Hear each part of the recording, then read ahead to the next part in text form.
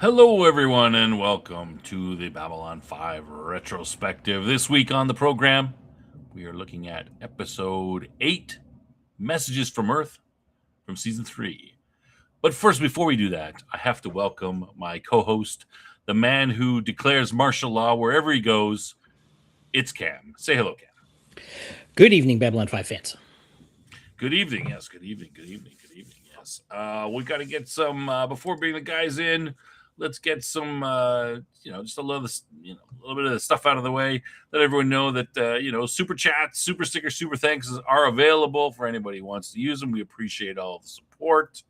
And thanks to all our members, our upstart snobs and our parvenu snobs out there.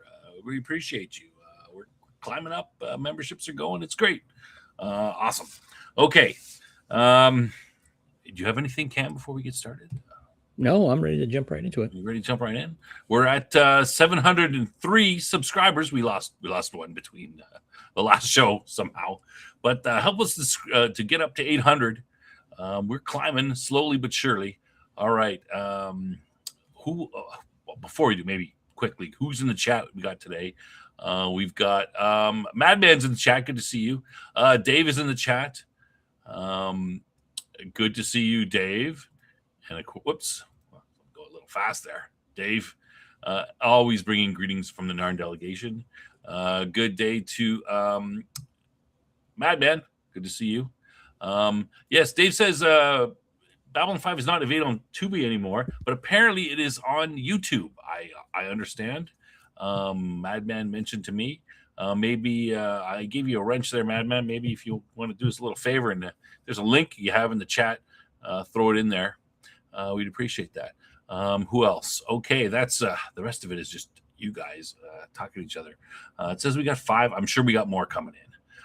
Let's bring in the rest of our panelists today. We've got, of course, our regular co-panelist, Death Angel Shadow. Hello. Evening, of course. Good to see you, Jeff. And our special guest panelist for today, it's Dean from across the pond, bringing a little class to the as usual. Appreciate that. Oh, you're welcome, Snob. Glad to be here. Looking forward to this. You're looking forward to this one. It's yeah. It's got one of your favorite character in there, right? Marcus. Marcus. I like Marcus. I don't mind him. I know we were tacking on him last week a little bit, and I guess Jeff doesn't like him, but I don't have a problem with him. He's all right. No problem. No. I said I didn't. Well, okay. Maybe I was a little wrong? Harsh. Jeff never got wrong. If I'm wrong, I take it back. I don't want Dean to be mad at me now, especially. Oh, I'd never be mad at you, Jeff. Never be mad. But you're wrong when it comes to Marcus. Okay. Well, you said something about something. Brits or something. We'll see. Wasn't it? No, I love Brits. Never got over the War of 1812. What do you mean? It's those damn Canadians. Oh, wait. Oh, that's right. That's the problem. That's right. Those sneaky Canadians. Well, this show is welcoming to all English speakers, at least, because it's not that we wouldn't have other non-English speakers. We just don't speak other languages. No Bad Bunny here, huh? No, I don't speak Spanish, unfortunately. No, I failed it. I can tell you how much it used to cost to drive on the turnpike in Florida from Miami to Orlando, but that was like 30 years ago. It's probably 3 times that now. All right. Marcus does have great hair. He does. Yeah. It's awesome hair. He does. Yeah. I give you that. All right. Let's go to our questions from last week. Trivia, and then we'll jump right into the show. So from last week, and just as you're looking at this is not episode 6. It says episode 6, Exogenesis. It's actually episode 7. There. Didn't bother. Snob, you screwed up again. All right. So last week's trivia questions. Just shout them out in the chat. You know the answers. Which Shakespeare play does Marcus quote to Duncan? What does Corwin bring to Ivanova on their date? And that's try to be PG on that one. Yeah. What is the name of the race of parasites? Who is referred to in this quote? I sense in her a key as yet unturned. And what is the brand model name Marcus gives to his pike in an attempt to trick his captors? I think most of those are easy, except maybe number 5 might be a little bit difficult. Yeah, I don't know. I don't think we talked about number 5. You're talking about with this little shake weight stick? Of course. Yeah, that's exactly it. Of course, Marcus quotes Macbeth. Corin brings roses. The name of the race of parasites is the Vindrizi. And of course, I sense in her a key as yet unturned. That's Ivanova. And Marcus's pike says it's called the Copeland J5000. Yes, which of course doesn't exist. But, yeah. All right. Okay. Cam, you want to jump right in? We've got 9 people watching. I think we're ready to go. Sure. Let's get to it. Let's carry on. Yeah, let's jump right in. Go ahead. Okay. Episode 52 overall. Episode 8 of season 3, Messages from Earth, written by J. Michael Straczynski. Original air date February 19th, 1996. So we are almost exactly 30 years here after the original airing date. And production order 308. So right in line. A starting revelation leads Sheridan and Delenn on a dangerous mission into Earth Alliance space. The Nightwatch expands its influence over Babylon 5. All right. Okay, let me go into the a little more detailed. And I'm going to try to go as quick as I can and not be too detailed, but just remind you it's been a while since you've seen the episode. The show starts off with the senior staff eating breakfast in the mess hall. Ivanova gets bacon and eggs from Marcus. Oh, it's really hard to get bacon and eggs. Somebody likes somebody. And then she makes a comment about having to talk to him and, quote, says, if I can find him. The scene immediately cuts to Marcus. He's running through Babylon 5. There's a massive fight scene.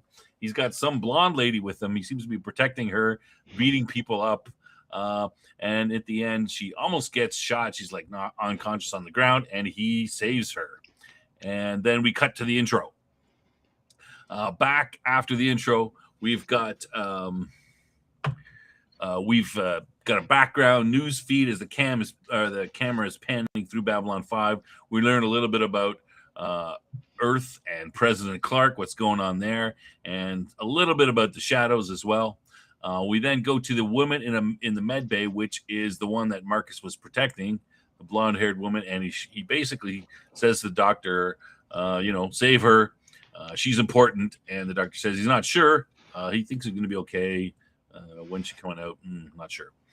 We then go to Garibaldi, and he is visiting Jakar in prison. And, I guess it's jail on Babylon 5. He seems in good spirits. He's singing. He says he's thinking a lot. Then Garibaldi gets the dreaded 7R call on his comm, which is the time for secret meeting. That's not the first time Jakar's heard that term either, is it? I don't know. I'm not sure if so. We know that what's his name has heard it, and Zach has heard it. I think you're right. I can't remember offhand, but anyway. We go to Dr. Mary Kirkish. She seems fine. She's in the meeting. She talks about a story about 7 years ago about how on Mars, she and her team unearthed a shadow ship. They were forced to stop, and some sort of secret government organization took over. And then some days later, another shadow ship arrived and, cut the ship out of the ground and, quote, revived it somehow. It seems like. And then they flew off. She then mentions that they found another ship, this time by Ganymede, and the humans have decided to unearth it, and this time they're going to keep it for themselves and study it and maybe use it against the other races or something like that. And we have to stop this, of course. And Sheridan says, I got to think about this situation. And I need some privacy, and I'll tell you what I've decided. And of course, says he wants to talk to Delenn. From there, we see about there's really kind of two storylines going on. We've got a Nightwatch story, and then of course this main story, which I've partially outlined. I'm going to go over the Nightwatch story. real quick. Zach meets that other guy who I don't even know his name, but he's in charge of the Nightwatch. He's their liaison with Earth. They say it's another meeting. It's like, oh, another meeting. Yeah, they have another meeting. They're talking. There's the leader of the Nightwatch suggests that there's some sort of organizations that are organizing to invade Earth and Earth space. They're against the government, all that sort of stuff. There's some sort of arrests coming, and quote, people are being placed on lists, unquote. And they talk about doing sort of things like they're going to accept, accusations from anonymous sources. Yeah, it's very much pointing towards, very questionable. And you can see on Zach's face where he says something to the effect of, "What is there anybody? Are we going to, suspect anybody?" And the guy replies, "Well, I mean, not us Nightwatch guys, of course. We're obviously, good to go, but everybody else." And they mention about how, hey, if you, make sure you're watching the senior staff and people for any unusual activities. And one of the security officers there says, "Hey, by the way, has anybody seen Sheridan?" Later on in the show, Zach is asked by that same head of the Nightwatch guy to spy on Garibaldi. And he kind of pushes back a little bit, and he's told, "Well, you better decide," saying that Garibaldi's my friend. Well, you better decide if you want keep your friend or your job. So, yeah, that's the story with the Nightwatch. As for the back to the main storyline, Sheridan decides that he is going to take the White Star and try and destroy the Shadow ship on the ground. And of course, the rest of the staff disagree and have questions about it and say, "Hey, what about this? What about that?" He basically says, "No, I don't care. This is what needs to be done. There's some precautions I'm taking if I don't return." It's a little bit, he doesn't seem super confident that he's going to return. He leaves his comm badge, his uniform, takes his uniform off, talks to the doctor about if nobody is around, if I don't make it back, then don't be afraid, take out my Star Fury and have it blow up and self-destruct, and, put some organic material in there so it'll be me. So he seems to be fairly serious that this might not be a, coming back from mission. Meanwhile, in the ship, Sheridan, Delenn, they go on the ship. They have a little bit of moment. Lanier kind of goes over and gives, at one point, gives Sheridan the, "Hey, you've been sitting in that chair for 20 hours. Maybe you should get some sleep." Sheridan pushes back, but Lanier twists his arm, and of course he goes. And then Sheridan and Delenn is in the, I don't know, I guess they have a sleeping room or something. Delenn is in there too, and they share a little bit of a moment. There's something going on there. We can talk about that in depth later. Yeah, exactly. Well, I'm sure that'll come up. As well, we go back to Babylon 5. Marcus and Ivanova have a little bit of a confrontation. We can talk about that. And of course, this is just before the Sheridan and the White Star are supposed to arrive at Earth to go after this ship. So, Ivanova is, she's got problems with Marcus, but she's also a little bit stressed about what's going to happen to Sheridan, and also saying that, she wanted to be there as well. So Sheridan back on Ganymede. They go to they jump in, and of course they're immediately an alarms go off, and of course Earth ships are going to be coming to them very quickly. As they arrive, someone is being put into the Shadow ship. Apparently these ships are run by one person, or some sort of something going on there. I thought that was quite interesting. We can talk about that too. But the person, Delenn mentions, look, the person going in, if they're not prepared, they're going to go insane. They won't be able to handle it. And sure enough, they put somebody in there. The ship goes, takes off, smashes everything, starts blasting away at the base. So then the White Star attacks the ship, barely does any damage to it, but gets angry. Sheridan has it follow him. He goes into the Jupiter atmosphere, goes down deep. So he's almost crushed, but barely makes it out. and escapes. Of course, the shadow ship is then crushed. However, by this time, as they're coming out of Jupiter's atmosphere, the Agamemnon has come by, and they say, "Unidentified ship, you better surrender or else." Between Sheridan and Delenn, they come up with the idea that they're going to jump, open up a warp gate in the Jupiter atmosphere. Of course, there might be some explosions, that sort of thing, and Sheridan does not want to damage the Agamemnon. He doesn't want to attack Earth ships, so he decides we'll go just outside the atmosphere. We'll tell them we're about to surrender. Hopefully, they'll back off, and then we'll jump, and the explosion hopefully won't be too big, and they'll be far enough away, type of thing. When they do it, and they barely they barely get away.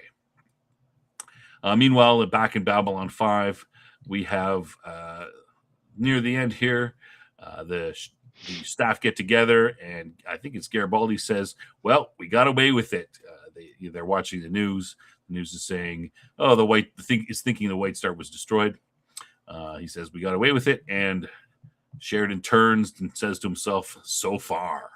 A little bit of foreshadowing there, maybe. And we end off the episode with Marcus going into Ivanova, giving her a joke chart, which shows how he fits into the organization, which basically has him all over the place and the lines everywhere. Ivanova laughs. She's obviously got a thing for him now. And then she gets a call from Sheridan, check out the Earth, and she turns on the report, and we find out that Earth has declared martial law on Earth. Dun, dun, dun. That's where they hang us at. And that is the end of the episode. All right. Before we get started, let's thank Weatherman. Thanks. Gift 1 membership. We appreciate that. And it went to Michael. Oh, lucky Michael. All right. Thanks a lot, Weatherman. We appreciate the support. Awesome. Okay. I'm sure Michael appreciates it too. Yes. Cam, over to you. We can get into it. Okay, the A plot that I see here is with Mary Kirkish and the whole situation leads to the mission to Ganymede, and then the B plot is kind of the Nightwatch, the heat rising on that whole situation, and with Zach specifically, and then kind of a very brief but important subplot, I'd say, would be the one with Jakar and Garibaldi. Anybody have any other notes on that? Does everybody agree with that, or am I missing? Yeah. I mean, I think the Jakar plot was brief, but it was great to see him in the episode, because so often we don't get Jakar in. Yeah, we've been missing some of the no Jakar and Londo last week at all, and no Londo this week. But okay, I'd like to then if let's start out a little light here. Yeah, let's talk. And the beginning. Let's talk about the bacon and eggs scene. That was where great. you've got kind of it's a light scene, with the command staff there in the mess hall, I guess, eating. We've seen them eating it. It seemed more like a mess hall, more crowded to me than usual. I know we've seen common eating tables and things, but this one seemed really, really busy, and it gave a different feel to me. They got the budget for the extras finally. Yeah, maybe. But the thing that struck me, it's later on in the episode, we hear that it's a 2-day hyperspace trip to Earth. Now that's in the White Star. Maybe in different ships it's longer, or slower ships. I'm not sure about that, but then we hear about how, and we've heard this before, about how foods are really hard, like getting steak is very expensive and things like that, and then of course the bacon eggs, and they're talking about it won't last and everything. Fresh eggs, not powdered, right? Fresh eggs, and bacon. Right. Yeah. But I mean, I could see how it would be expensive, but something doesn't seem right to me. And then maybe I'm nitpicking here because it's not really important to the overall storyline or anything, but it's like, it's a 2-day trip. And I mean, obviously they have a lot of commerce that goes there. It's not like an egg will spoil in 2 days or something without, mild refrigeration or something like that. And same thing with bacon. They're like, oh, bacon is cured. It can basically last, a long time. So I appreciate.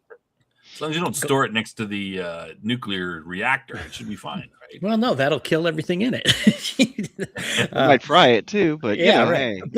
But so I appreciate that they're making the point about how and they did this with Sheridan, the orange juice and everything. That, when you're out in space, it's like you don't have the conveniences of Earth and everything, but it's just not adding up quite that well to me. It seems like, I could see how it would be a little expensive, but it shouldn't be something that you just can't get. And more like being in Alaska, you're getting groceries, where you have this extra price, to it. But I don't know. What do you guys think about that? I mean, maybe this is just I'd like to say that maybe, like, especially with something like chickens, you'd think that they would be able to, they can grow grain that the chickens could eat. And then they could have a bunch of chickens. The chickens could just be laying eggs. And that, eggs on the station might be rare. They might be expensive, but it wouldn't be something you'd have to bring in all the time. You'd think there'd be a little bit of a cottage industry instead of people selling, little trinkets that don't do anything. There's plenty of space in the down below, right? Yeah, you could, have a bunch of chickens in cages and stuff like that somewhere. I mean, that's I kind of thought of that. I mean, the same as you, Cam. But I think they just simply want to, it's tough in space, and they don't, Straczynski didn't put a lot of thought into the economics of it. He's like, let's make it. Yeah, well, the irony is that they throw.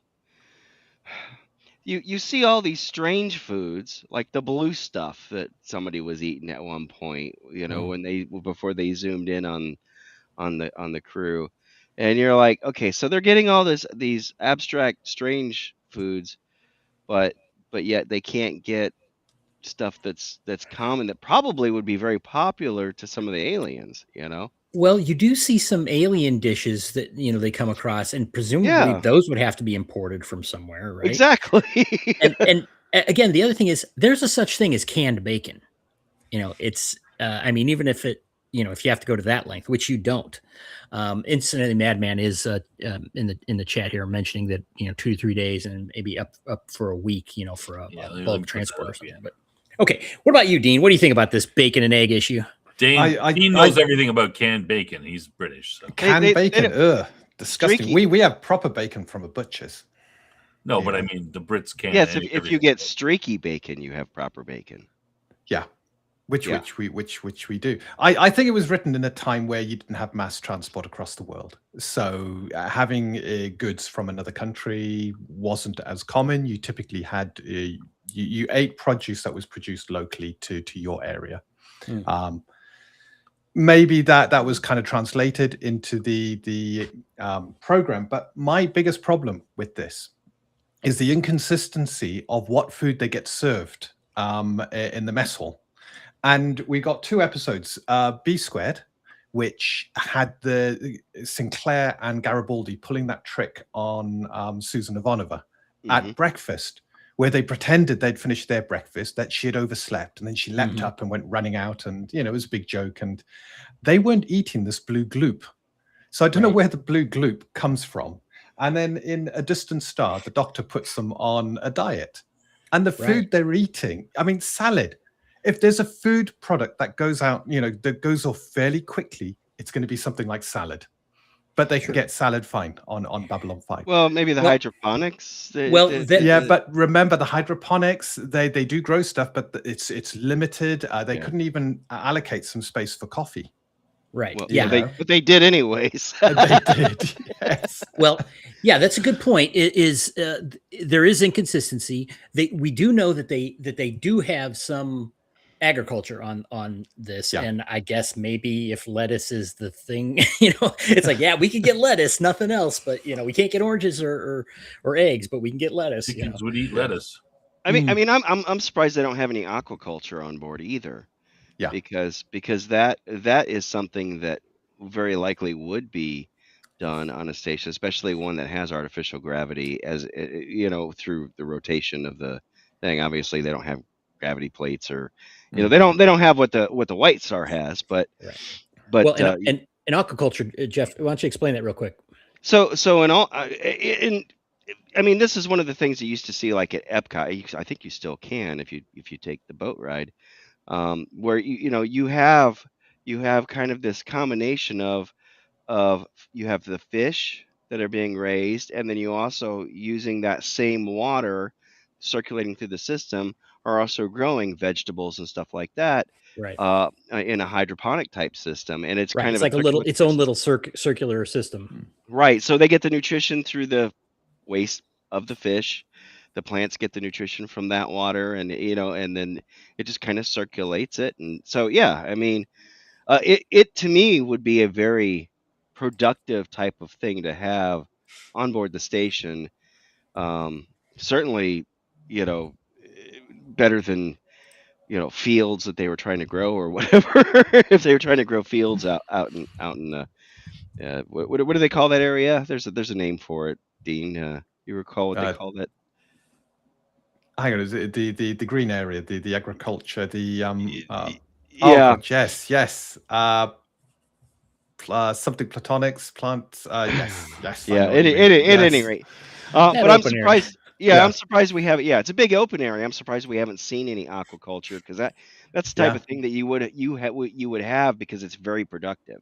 Yeah. And it kind of a circular system that yes, you have to feed the fish, but you also can grow fresh vegetables and stuff like that in it. So, just my kind of take on it. But I agree. I agree with you, Cam. I think JMS may have missed the mark on some of that as far as the the technical side of things. Well, And maybe the sorry, go chat ahead. would rather have spam and tang. So I love Tang. Well, Spam's not bad if it's done right. oh my goodness. I've had spam. Well, so okay, so I maybe I'm just being a contrarian here because as Dean mentioned, these episodes are ramping up to the peak, in my opinion. These next three. This one is kind of launching, and we're gonna hit terminal velocity here in the next couple. But so maybe I'm being nitpicky about this, but I really do wish that they would be a little more consistent. Babylon 5 does have a consistency problem sometimes, In where details. they're In the details. right in the details. The overall story, great. I mean, there's no doubt about Right. that. But let me comment on that real quick, Cam. I don't know if they had. I don't know if any of you guys know. Did they have like Star Trek would have technical consultants on it who would sort of look out for these things? Did Straczynski have somebody like this who'd say, no, you could put this on the station, and he did for fine. Physics. Yeah. For the physics, he did, but not for this sort of stuff. not for the baseball, not for the baseball game. Right? Yeah. Yeah. I think he may have missed some, but that's okay. I mean, like I said, it was. I don't remember. It's a minor thing. Yeah. Yeah. I don't remember seeing a science consultant in the credits. Maybe there is one, or hearing about one. Yeah. Yeah, I know Star Trek had it. I remember seeing them in the credits. He does mention the physicist or the physics experts that they called in the For the thing, right?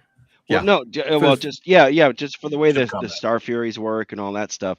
He does mention that in some of the commentaries. So I think maybe he had them at the beginning, and they weren't hired for the entirety of the season. Could be for the show. Could be. Like he might have just met them at the beginning. You got to do this. You should do that, and then that was it. Perhaps. Yeah, and a physics a physics person is not going to know about hydroponics, or agriculture in general. So well, you could hire a generalist who would probably get.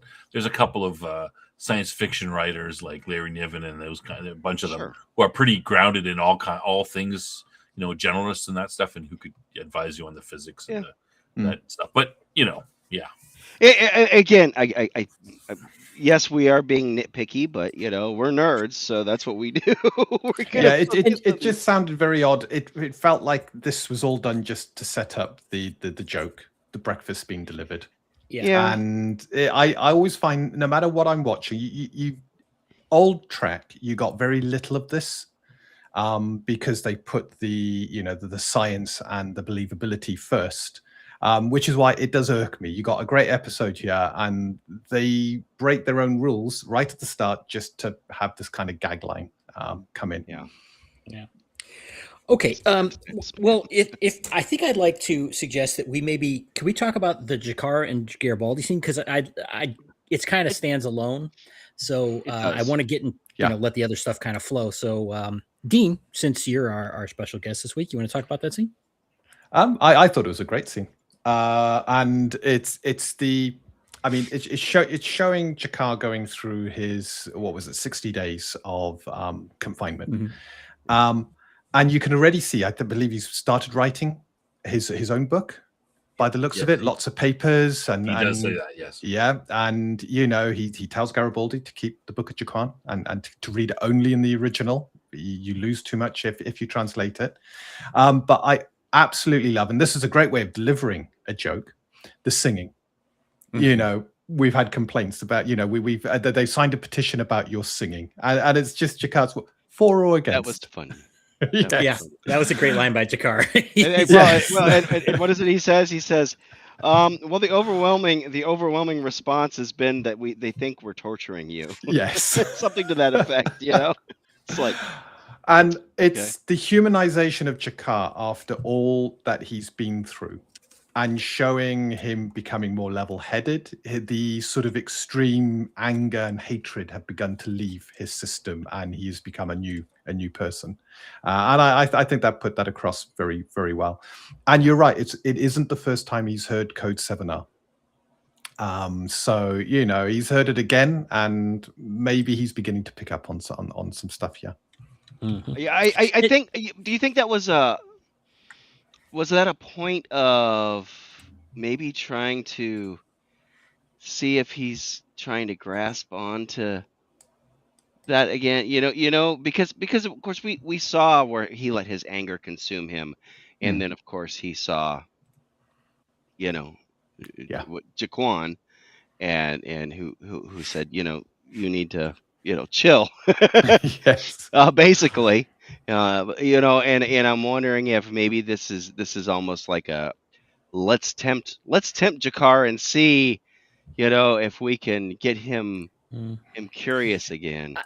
I didn't see it that way. I see it as a pattern of sloppy security on their part, where they're, like in front of Zach, they're saying whatever, and it's like Zach is a trained security guy, and not only would he recognize that wasn't something normal, but as an investigator, it would stand out like a sore thumb. I don't like the way that they handle the conspiracy stuff a little bit. It feels very dated, in a world. In today's world, I guess we're judging it by today's. Well, even then, though, I mean, it's like open communications, essentially, stating a code, that other people could overhear. Marcus screaming across the, Zocalo and such. Well, that was that was one of the reasons why the last episode was we gave it so many dings. Yeah. I'm surprised that they haven't. Why aren't they rotating that code? But yeah, that to me is what the biggest thing that bothers me. It's like it's always 7R. That's basic stuff, man. But they did something else. Like, remember when Garibaldi sent a message to Franklin, and it was like, it was like he had a message, like a hidden image or something. The one frame with the message on it. Yeah. It's like they're going to that trouble on one hand, and then they're being sloppy about it on the other. You know what I'm saying? Yes. It's just kind of. And you had the one episode where you just had that ribbon tied. Right. Indicating a point of contact for Garibaldi. Oh, right. They use spycraft really well in other places, and then they get sloppy with the 7R. Yeah. So, I mean, again, in terms of, does it actually harm the story? No, but it's like you said, it's inconsistent. There's these good. I like you said, with the ribbon. It's like so they're building this sense that they have to go to these extremes to do this. And then they just blow it out of the water, though. So it's really a mood thing, that he's kind of trampling on his own work, and so I don't love that. And bear in mind, people, that we all love the show, so we're just being nitpicky because it's these little details that man, we would love to see them kind of fixed. That would just kind of, it's that's. And honestly, if that's all we have to complain about, it's a good episode, right? Oh yeah. I don't know, Jeff. I mean, you're complaining about this before it was Marcus. Do you really love the show? Maybe we should. Are you a real fan? Throwing Are you the a real gauntlet fan? down there. Okay. Sorry, just a little bit of Cam, just a little bit. We were fooling around with the chat here. Looks like Restream changed the way they did things. Before you could just you show the chat on stream, it just gave you what we had in the past. So I've been fooling around with it. Sorry if I'm distracting. I got it. Something that looks a little bit better here. This is totally new. I don't know what. I don't know when they changed this. I didn't get it. I've seen in a few buddies' streams, tabletop stuff that This is where new to me. like it's like 45 minutes into the program before the chat actually shows up, and then like the people that are on our end can't see the chat, and then suddenly it shows up all of a sudden, and they're like, oh, look, there it is. Well, I usually put the chat on the side here, and it just came out a different way and I just see all these options. So I've been playing around with them. I got it figured out. This looks a lot better. So I apologize to anybody who was going, what the heck is he doing? He's screwing around with it, but this was new to me, and it wasn't like this on Sunday. So anyway, we're good to go. This looks a lot better. Let's I like that. Just want to let you guys know so that we're not while we're not trying to distract you. That's right. All right, moving on. Well, Snob. So Snob, what do you think about the Jakar scene? I agree with Dean. I like it. It's great. I was actually, when they put Jakar in jail, I'm like, all right, if I don't see Jakar again until he gets out or they don't refer to it again, I'm going to be pissed because I'm going to say bad storytelling. You got to follow these things up. So I'm glad we saw Jakar in jail. I'm hoping we're going to see him next week and the week after or whatever until he completes his thing. And then I know I see Dean smiling, but I watched a little bit of the next episode, so I know. Oh, you cheated! I cheated. Oh, you are cheating. I know that. But anyway, so I'm glad to see him. It's good. It's a great little scene. We're showing just a small scene. You're showing the change in Jakar, as was mentioned earlier, and we're getting his personality and stuff, and we're getting a little bit of a joke in there, a little humor. He said beautiful. 2 weeks down, 6 weeks to go is what he said. Yeah, and perfect scene. I agree. Short to the point. That's good writing for you, eh? Yeah. Now we had our debate about whether or not 60 days in jail is appropriate for it. I think we all kind of looked up our local laws, and what he did, he probably would have gotten a lot more time if it had happened here, but or no time, depending on factors. And let's say no more about that. But so what struck me about it was, I think this is the first time. I mean, we've seen Jakar in again, when he was a rabble rouser to begin with, and when he was more introspective and more of a thinker and such. But I think this is the first time I can remember when he was really seemed to have a sense of peacefulness. Yeah, exactly. Oh, for sure. Yeah. Now he has been religious before. We've seen him being overtly religious, with the Book of Jaquan and stuff like that. But this is it's like a peace that has come over him ever since, and introspective as well. Yeah. The only time I think he might have been that way was in the first season where he comes out in his jammy jams and the 3 human women leave. Oh, that's a different kind of peace. That's probably not. Yeah, but that's the only other time I've seen him sort of peaceful. Well, he didn't even go so far talking, to mention silence. And you have nothing but time to think when you're and I mean, this is a real world thing too. Today with phones and everything, people, they do their digital detox or whatever. And I mean, but for way before that, even retreat, people go on retreats for reasons, to center themselves around whatever, be it religion or anything, and get away from it all. And it is an excellent opportunity and a lesson that we could probably all learn from in today's world. I want to add too that it's a testament to Andreas Kitsoulakis there with his skill, because I see this. We see him for maybe 30, 45 seconds. I believe that he's a changed.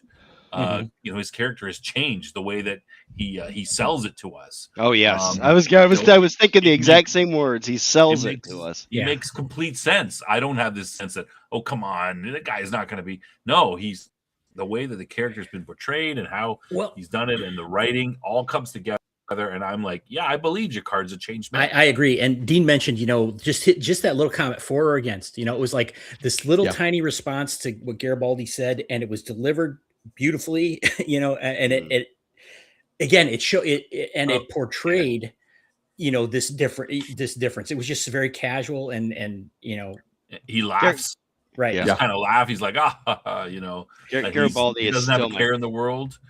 Still my favorite human. I think the two of them have a good rapport, just like Garibaldi and Londo do.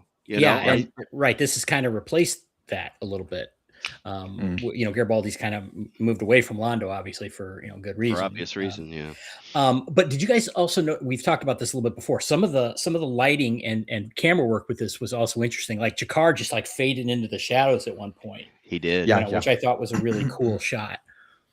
Yeah, they're up in their camera work this season for sure. Yes. Oh, definitely. And the lighting. Yeah. Okay. Anything else on the Jakkar Garibaldi scene? Anybody? One of the things that was brought up to him was that Jakkar asked if he's been studying it, and of course he says that it's a little difficult to read since I'm not a native Narn speaker. You sure there's not a translated version? And of course, Jakkar, what's his response? Something in the original. I think it's hypocrisy or something like that, or something to that effect. And it's like, but I think the words have or the message might be more important in this situation. But I get it. Sacrilege or something. To translate. You'd lose too much nuance in what was being written. If you were to translate it, because certain words probably can't be translated one for one. Right? Yeah, well, I mean, and that's true even with our religious texts. In reality, on Earth, a lot of people say, well, if you read biblical texts in the original Hebrew or the original Greek or whatever they were written in, that they take on a whole different meaning, especially if you understand those languages. Mm-hmm. The Madman is a budding B5 lawyer in the chat. He's defending Jakkar, and already, even though this trial's over, he's setting up his defense for Jakkar. He is. Yeah. As with how Madman's going, he'll have Jakkar out of there in no time. Yeah. He'll be like, no, look, he's already served 2 weeks. Spring of appeal. That's enough. Another 5 days, get him out. Yeah.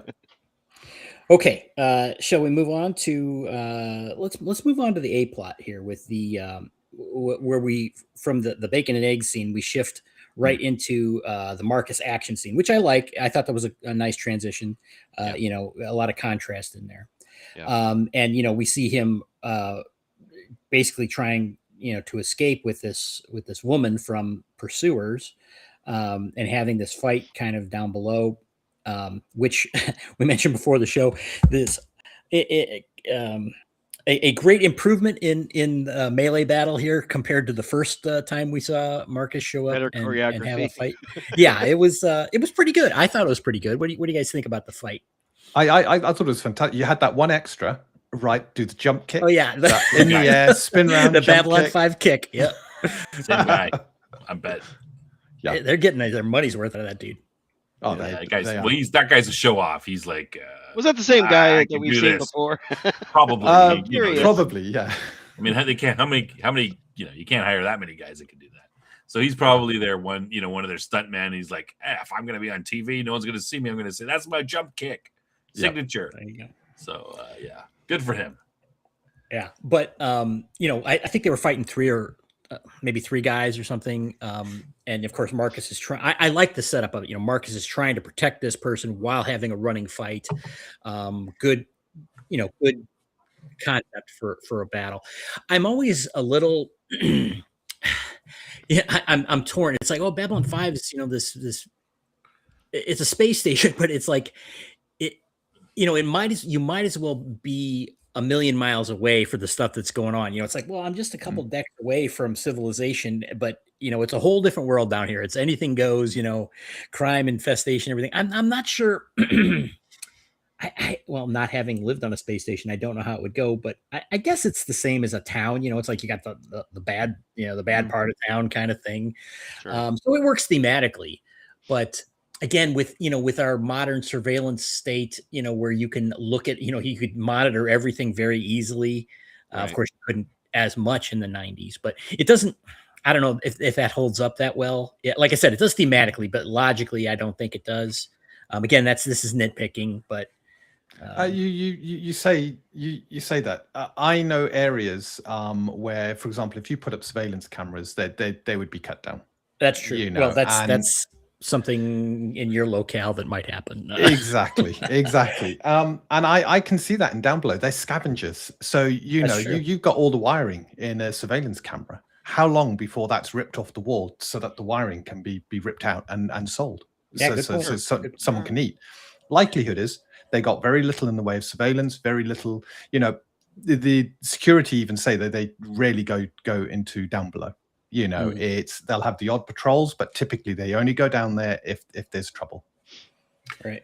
However, just I mean, I agree with Dean what he's saying there, but what they don't portray that in the show. They basically they don't have surveillance, but it would have been better. I mean, it's 30 years ago. They didn't think of it. I'm sure. Yeah. Well, it would have been better. Like if I was rewriting it, it would be we have surveillance.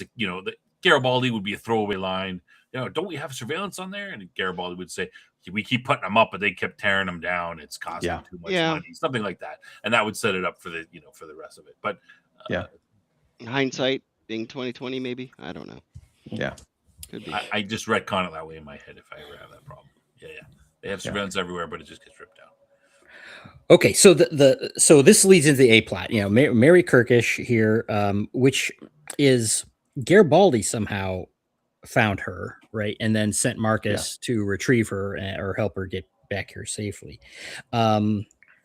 Jeff, do you want to talk? Do you have notes on this? Do you want to talk about the story she tells in a little more detail? Well, basically, the story that she tells is that she worked for IXP, right? Was that the international IPX, Interplanetary yeah. Expedition. At any rate, and she was stationed 7 years ago on Mars, right? 300 feet down in the Syria Planum, I think it was. They found something that was not natural. They started uncovering it and discovered it was a shadow ship. It had been there for at least 1,000 years, so we've got that time frame. They didn't know what it was a shadow ship. They didn't know what it was. They didn't know what it was, but it was not a natural formation or something there.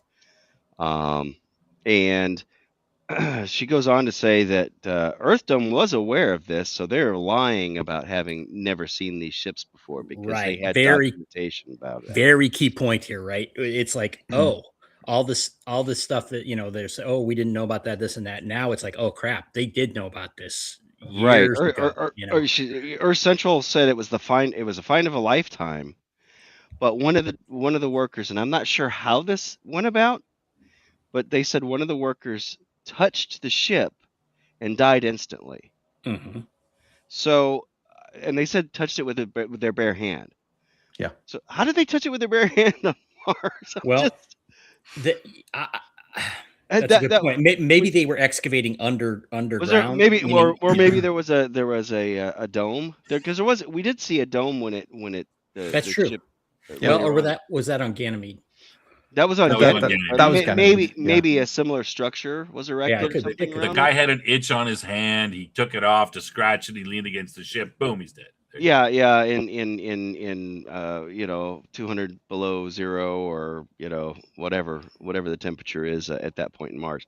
But it looked like it was an open dig site. So it didn't look like it was covered like the one in Ganymede. But you could have small little sort of oxygen tents set up alongside it for studying. And maybe this was a scientific group who were trying to get a closer look so they could not have to wear gloves for tactile manipulation of instruments.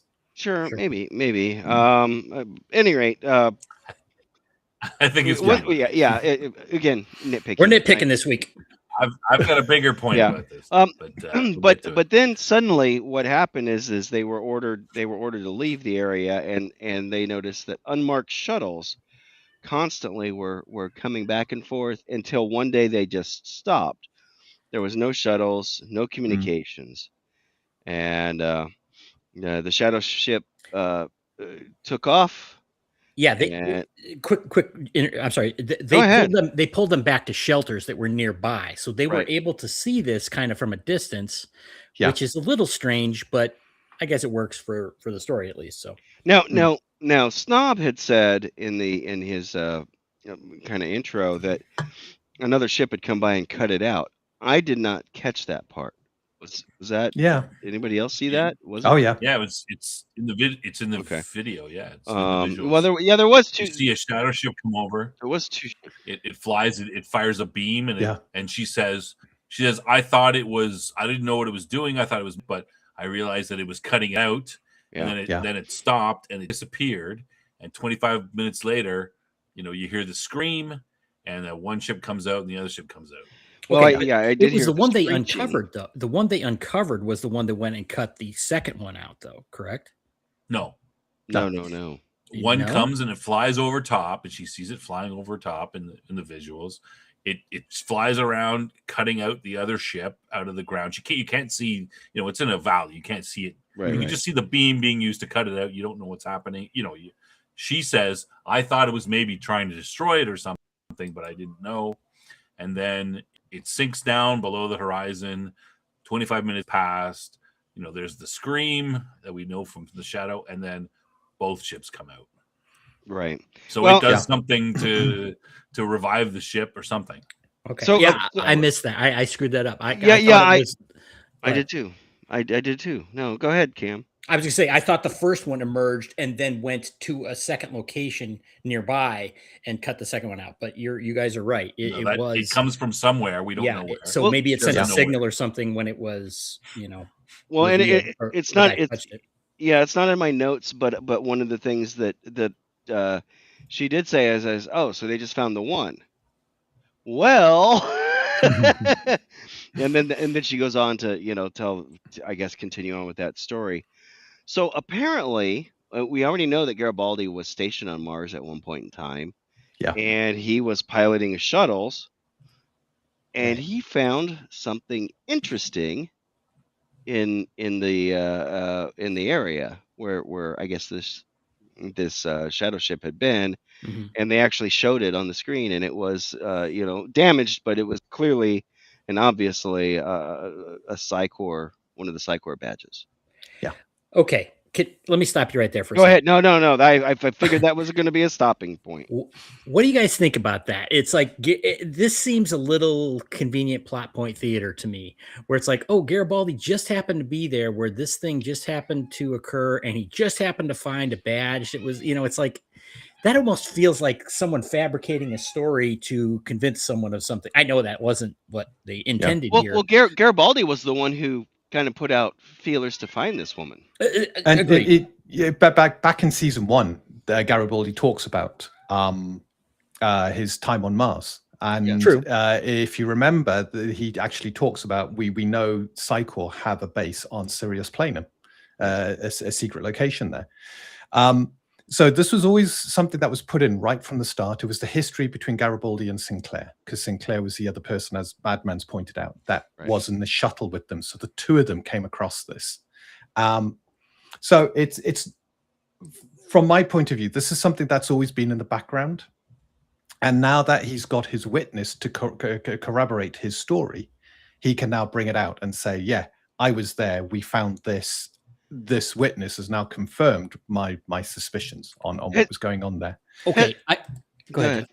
I was going to say, has Garibaldi, has he ever kind of alluded to having seen one of the shadow ships before, though? Not the shadow ship, no.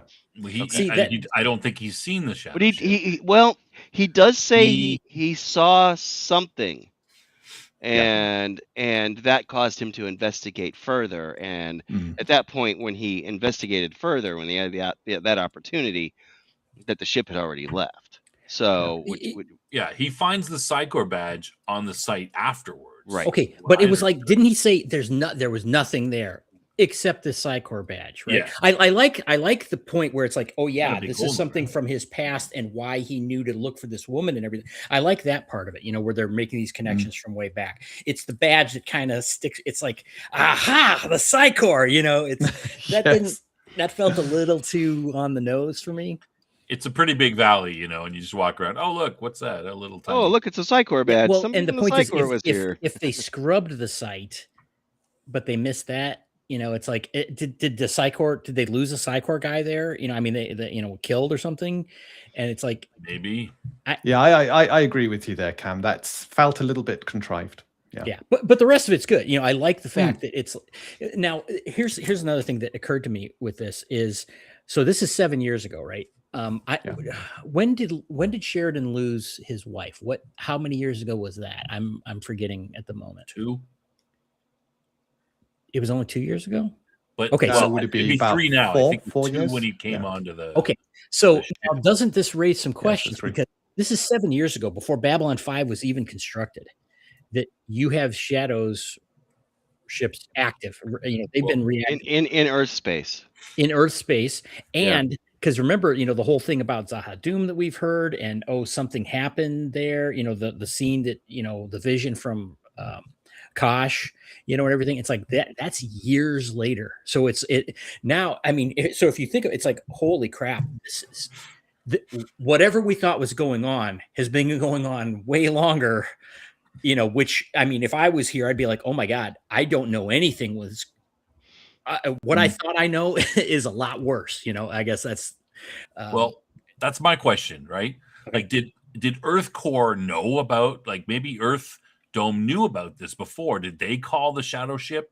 Did the ship call itself? I mean, what happened? The guy touched the ship, and then the ship sent out a cry for help, and then that other ship came? Or did Earth Core know about the shadow ship and say, hey, we found one of your ships? They've already got some, there's already something going on with some part of the government. So they call them up and say, hey, we found one of your ships, come and get it. That kind of, be nice to us, we'll give you your ship back. So. I mean, clearly, okay, so this was 7 years ago, right? So that's the war ended now at this point 12 years ago. Is that about right? Yeah, roughly. So 12, 13. So this may have been hey, we found something that we can make sure that this stuff never happens to us again with the Minbari War and almost losing and blah blah blah. I get that. Okay, that would make sense. But I don't know. It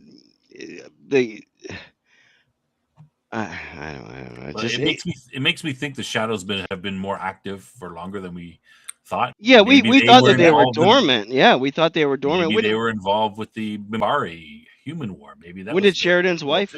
What happened? When did Sheridan's wife disappear? Oh, that's what I'm saying. 2 to 3 years ago. Yeah, about So did you think the Icarus then was sent in response to this? So IPX were digging up the site. They were then told to pull back. Earth Dome, or rather unregistered ships, came in, did a load of stuff. Then the second shadow vessel arrives, frees the first, they go disappearing off. And then by my reckoning, kind of 3-4 years later, they send the Icarus out to Zahadum. Mm-hmm. But I mean, we haven't even got to Ganymede yet. No, we haven't. I'm just piecing together what could possibly have happened. And it is IPX. Were they tracking where the kind of direction these shadow vessels were going? And that's why they sent the expedition. Or they could just be simply looking for anything that would be like, we found it on Mars. We know what to look for. We're going to track the signals or whatever. Signatures, etc. Okay, so I've always suspected these shadow ships were something weird about them. I kind of thought maybe perhaps they were living entities themselves. But in this episode, we find out that, they send a guy inside one. Did that shadow ship that was quote rescued, did it, and supposedly was there for 1,000 years. Did it, did it actually rescue it? Or maybe, we see a Psychor involvement. Did Psychor put a guy? I'm wondering, and maybe they are able. Their skills make it so they don't go insane and they can deal with it. But and if they did, why would they 7 years later? Hey, we're going to send this guy into the ship. Wouldn't Psychor know about it and say, no, don't send that guy. Send one of our guys. Well, okay. We know Psychor is active on Mars, right? They have a lot of operations there. Now, and keep in mind, this was not the same Earth government at the time. Meaning there was someone. I don't remember. I don't was know if previous. Santiago was Well, yeah. in power at that time. It might have been before whoever. The And president was I before think him. he was, because he got re-elected during Okay. season 1. Yeah. Oh, Okay. I So don't know what their terms are. Are their terms 5 But years? no, but he might not like that? be. No, he might not have been, Dayton. actually. Yeah, you're If right. he's reelected, he was just reelected in season 1. That means 4 years back. I think it's 4 or 5 years. That's well, it not wasn't 7. Clark. It is Well, it wasn't Clark. more for of sure. the point. So it was a different administration, and but I'm getting the sense from this that it wasn't, maybe Earth Gov didn't know about this at all. This might have been an exclusive Psycor thing. Maybe they got wind of it and said, we're stepping in here. You know what I'm saying? And that's why the Psycor badge is there, because, and they're unmarked vessels and everything. And that's a good point. So are they behind? We don't know what the factions are doing here, right? I'm totally on, because the person who died was one of the excavators, right? That was pretty clearly indicated. Yeah. But the fact that there's a Psycor badge there, okay, the excavator's most likely not going to be the Psycor person. Even undercover, that would be kind of. Of course not. I have a feeling that the Psycor person is the one that became one with the ship. If they did. Oh, I suspect they did. We could have put a human in there, or maybe the whatever was inhabiting that ship 1,000 years ago was still, was in some sort of. But I don't. That doesn't even necessarily. Maybe it had died. Yeah, maybe it had died, and it needed a new pilot, and that's what we put in there. So. So the deeper the plot thickens in regards to all this, is what and again, when you start to think about that timeline, it's like, was Babylon 4 being built at that time? This is I don't know, that really struck me. I'm like, oh my god, when I started thinking about that, it's like, oh, this is my big question is, did this shadow ship, did it come on its own and rescue its buddy without any without Earth knowing that it was coming, or was the Shadows already involved with some aspect of Earth government and they said, hey, we found your ship, you better come and get it? I didn't get that sense. I kind of felt like it was probably like 2001. I'm not saying that it was like that. I'm just curious as to which one it was. It's the greed of the Psycor wanting this technology to advance their own sub race, if you will, subspecies of humanity, and I think that they'll do anything. They've proven that already to try to take over control. Well, I think that this is okay. We're sending you in. We want you to go check this thing out, and I don't even know if the Psycor are necessarily prepared. The shadow ships left, so they might not have any significant contact with humans right at that point. They could have just been like, you uncovered it sent some kind of signal out, the other one came and rescued it, and they left. But if they took that person that bonded with that ship with them, if that happened at all, if that happened, then theoretically that person could now they've been infected by the shadow, right? So now they are Psycor, so they could reintegrate back in and try to corrupt humanity through the Psycor. Maybe. But here's another question: is why this thing was there for? I think she said at least 1,000 years. 1,000 years. Yep. So this is clearly before Earth was. From the time of the Book of Quan. Well, right. You get that 1,000-year period. But it's just, Earth was clearly not, or the Sol system, I should say, was not part of any of these galactic goings on at that point. But they chose to hide there. And then we find out, of course, this is the next part of the story we can go on to. He might have crashed or something, Maybe. Well, I think that's doubtful, because then they found another one on Ganymede, right? Which she continues to tell her story. That's the next part of it. Snob, do you want to talk about it, or we want to go back to Dean and let him? No, go ahead to Dean. Dean, take it. Tell us about Ganymede. I've Ganymede. Yes. I've told him enough about that storyline. Yeah. whilst we're talking about this, the actress who plays Mary Kirkish, Nancy Stafford, I felt this role was really designed for Amanda Carter. I I You're thought talking- she you're was. from I'm like, is that Amanda SG-1? Carter? Yes. That's I'm like exactly looking at her. Amanda Tapping, right? Yeah, Amanda Tapping. Yes. Yes, Yeah, right. yeah. I Sorry, knew yeah. I knew you were Carter because I from like, Stargate, is that, Major is that Carter. Colonel Carter? That's Yeah, what that's what I I even said. Is said that that Carter? because And no, it's it not. was uncanny. The problem I've got is I think Amanda Tapping would have delivered the lines with more conviction, Yeah. as well. But Oh, it was still well done. She had the So yes, same haircut, same. Yeah. yes, Identical. She could have been her body double. She Yeah, could have been her easily. stunt double easily. Yes. But yeah, she goes on to talk about they've uncovered a ship on Ganymede, and she says a couple of interesting things. One, they're not wanting to hand it back, which meant they handed the first ship back, Yeah, and in handing that's it back, they must have my had point. links back to the shadows at that point. And we already know with the recording, we hear oh god, I forget his name, Morden's voice. Yeah. Yep. Talking to the vice president. So they're looking to keep it for themselves. And who is they? Is it Earth Force? Is it IPX? Is it Psycho? And that's very unclear. And I'm still trying to think, who is they? Is it Earth who's trying to keep it? Or I could see it being IPX. I can see IPX saying, no, we want the technology. We want to integrate that. We want to use it for profit. You But do it's have to very wonder unclear. if IPX is not just an extension of the Psychor. You know what I mean? Or is IPX the one, like in the Alien franchise, where the company is kind of the one calling the shots? The government's basically their puppet. Wayland Industries. Yeah. Right.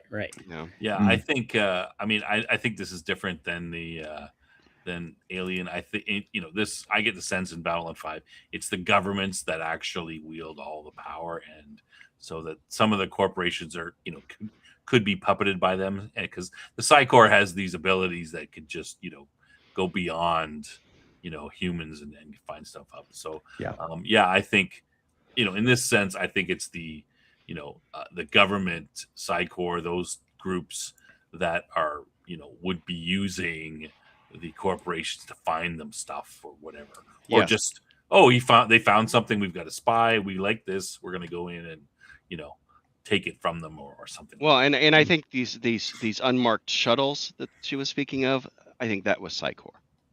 Yeah. Well, it screams government black ops for sure. Yeah. It definitely does. And I think IPX are probably doing some very underhanded stuff here, because they were probably told to remove their people from the first site. Why did they leave them within sight of the within an area where they could see the dig site? So I think IPX were probably trying to figure out why were they being told to pull out and what was actually going on. Yeah. So I don't think they're taking this over. This must be even more valuable than we thought. Yeah. Well, and then they were split up. I mean, exactly. Discuss it. Yeah. So, but I think that's because IPX didn't want people putting the pieces together. They arranged the Icarus project to go and find the homeworld of these creatures, which we know how that turns out. And I think it's possibly IPX who are then moving here, and they're not informing Earth Gov. They're going to send someone in. So Psychor's probably not involved. And if we suspect maybe you need to be mentally prepared, so someone with psionic abilities would be the best person, IPX wouldn't have a psionist. So they'd be sending in someone without the mental shielding to become the pilot of the ship. So I don't think it's mentioned, but I suspect IPX are the people behind getting this other ship up and running, possibly to learn from it and to adapt it. I want to push back on that, because doesn't they say that, doesn't she say Earth Gov wants to keep it for themselves? Am I mistaken in that? Because that's what I thought they said. They did. They don't say they did. They did. Yeah. Earth Gov wants to keep it for themselves, so that would imply that the government knows about it. Well, but is IPX the working for both of them, maybe, or it's Earth Gov is directing this, but IPX is their agent for it. I honestly thought she said this time they don't want to hand it back. Right. Well, But meaning either way, yes, they want to control it, though. They see want it to as control it as a weapon. Yeah. But I think, Dean, the whoever's doing it, though, I think you bring up a good point about the fact that this is likely not a telepath. Yeah. Because we see this a little bit later, and we could get into that a little more. Mm. Okay, for this segment, the reveal, because this winds us up for the action of this episode. Anybody have any further comments on the story that Kirkish brings here? I'm hearing nothing. No. Okay, Nope. so let's move on to that. Then, so now they're given this, and they play this really interestingly. Like when she shows up, they're playing like all this military kind of music and everything at the little council meeting. It struck me as a little strange, and like they all sit down, they're meeting with some dignitary or something. Yeah, they all stand up when she comes in. Right. So that was arriving or something.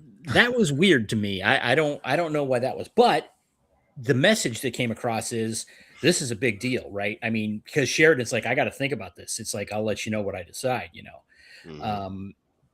And what he decides, of course, is that they're going to act. He talks to Delenn off screen. I think it was off screen. He said, Delenn, stay, I want to talk to you about it. And then they kind of come and say, this is what we're going to do. And he says, it's my decision, blah, blah, blah. And that is that they're going to take the White Star and go to Earth space and deal with this before it becomes active. That's their plan, at least. Right. So, who wants to carry the ball from there? Do we want to go back to Snob? You want to do something, or you just want to? Yeah, go ahead, Snob. No. No. He doesn't want to talk. No. Okay. I find it quite touching at this point that oh god, the captain's name. God, my brain too early in the morning. Sheridan, thank you. I find it quite touching. Sheridan says, I need to think of this alone. And they all get up, and then he says, Delenn, could you stay? Mm-hmm. And we're seeing this relationship build. And I think this is another block to this. And we see a bit later on with the trying to get to sleep scene. Yes. Yeah. So I think that's rather touching. The hand on the arm. Yeah. Yeah. They're throwing out the signs that there's certainly a lot more obviousness with this relationship than we may have seen with some of the previous ones we've been exposed to. There's a reason I put the two of them up at the end of the opening sequence for the show. I like that they're kind of building this over time, though, too. It's not like it's just like, oh, hey, I ran into you and suddenly we're a couple. They're really kind of slow rolling this. I mean, this has been going on basically since the first appearance of Sheridan when Delenn showed up out of her cocoon, her chrysalis. Yeah, and he kind of is like, I didn't know they had hair, like a teenage boy on a first date. Yeah, and so we're a season and a half into that kind of slow build there. So I like it. Well, I think the doctor, and I don't mean, I mean Dr. Kirkish. She points out that they, that when they discover this thing on Ganymede, that this second ship, that they want to take it back to Earth. They don't want to use it. They're saying and making claims that they're wanting to use it to improve our technology, but they don't want us to really do that. They want us to become more like them, which I don't know if that's a foreshadowing thing. Could be. That would be a lot of hubris on the part of Earth, which they've had before. The backstory of Earth is that they were hard charging. It's like, yeah, we're big players now, and then of course they got the Minbari War reset them a little bit on that, but arrogant humans. Okay, so they go through this whole thing with Sheridan. And kind of they're building the tension on this. It's like they're really kind of saying the odds are high we're not going to come back. And they talk about Sheridan builds this cover story. He leaves all of his identifying stuff there. They talk about faking his death, in his Star Fury if this goes wrong. Oh yeah, he's got a whole elaborate plan in place. Where the doctor would provide the biomass. Wait, you guys don't have those plans? No. That's I couldn't possibly say. not for air, not for air. But I thought that was a good storytelling method, because it's like, Sheridan made this decision with Delenn, and the two of them are going on this, and he's, what he's doing this for is to preserve their ability to carry on if he does die. But they're placing a huge importance on stopping this thing. They Right. see this as a must-do mission. But real quick, before we diverge into this, did anybody else get the idea or that there was some innuendo when Sheridan and Delenn are speaking, and he takes off his I wanted to say comm badge, but it's not, when he takes off his insignia. Yeah. And they're discussing, is it the time to tell them that maybe they maybe they were planning on running off and getting married or something like that. Were they No. playing that No. innuendo? You didn't think about that at all?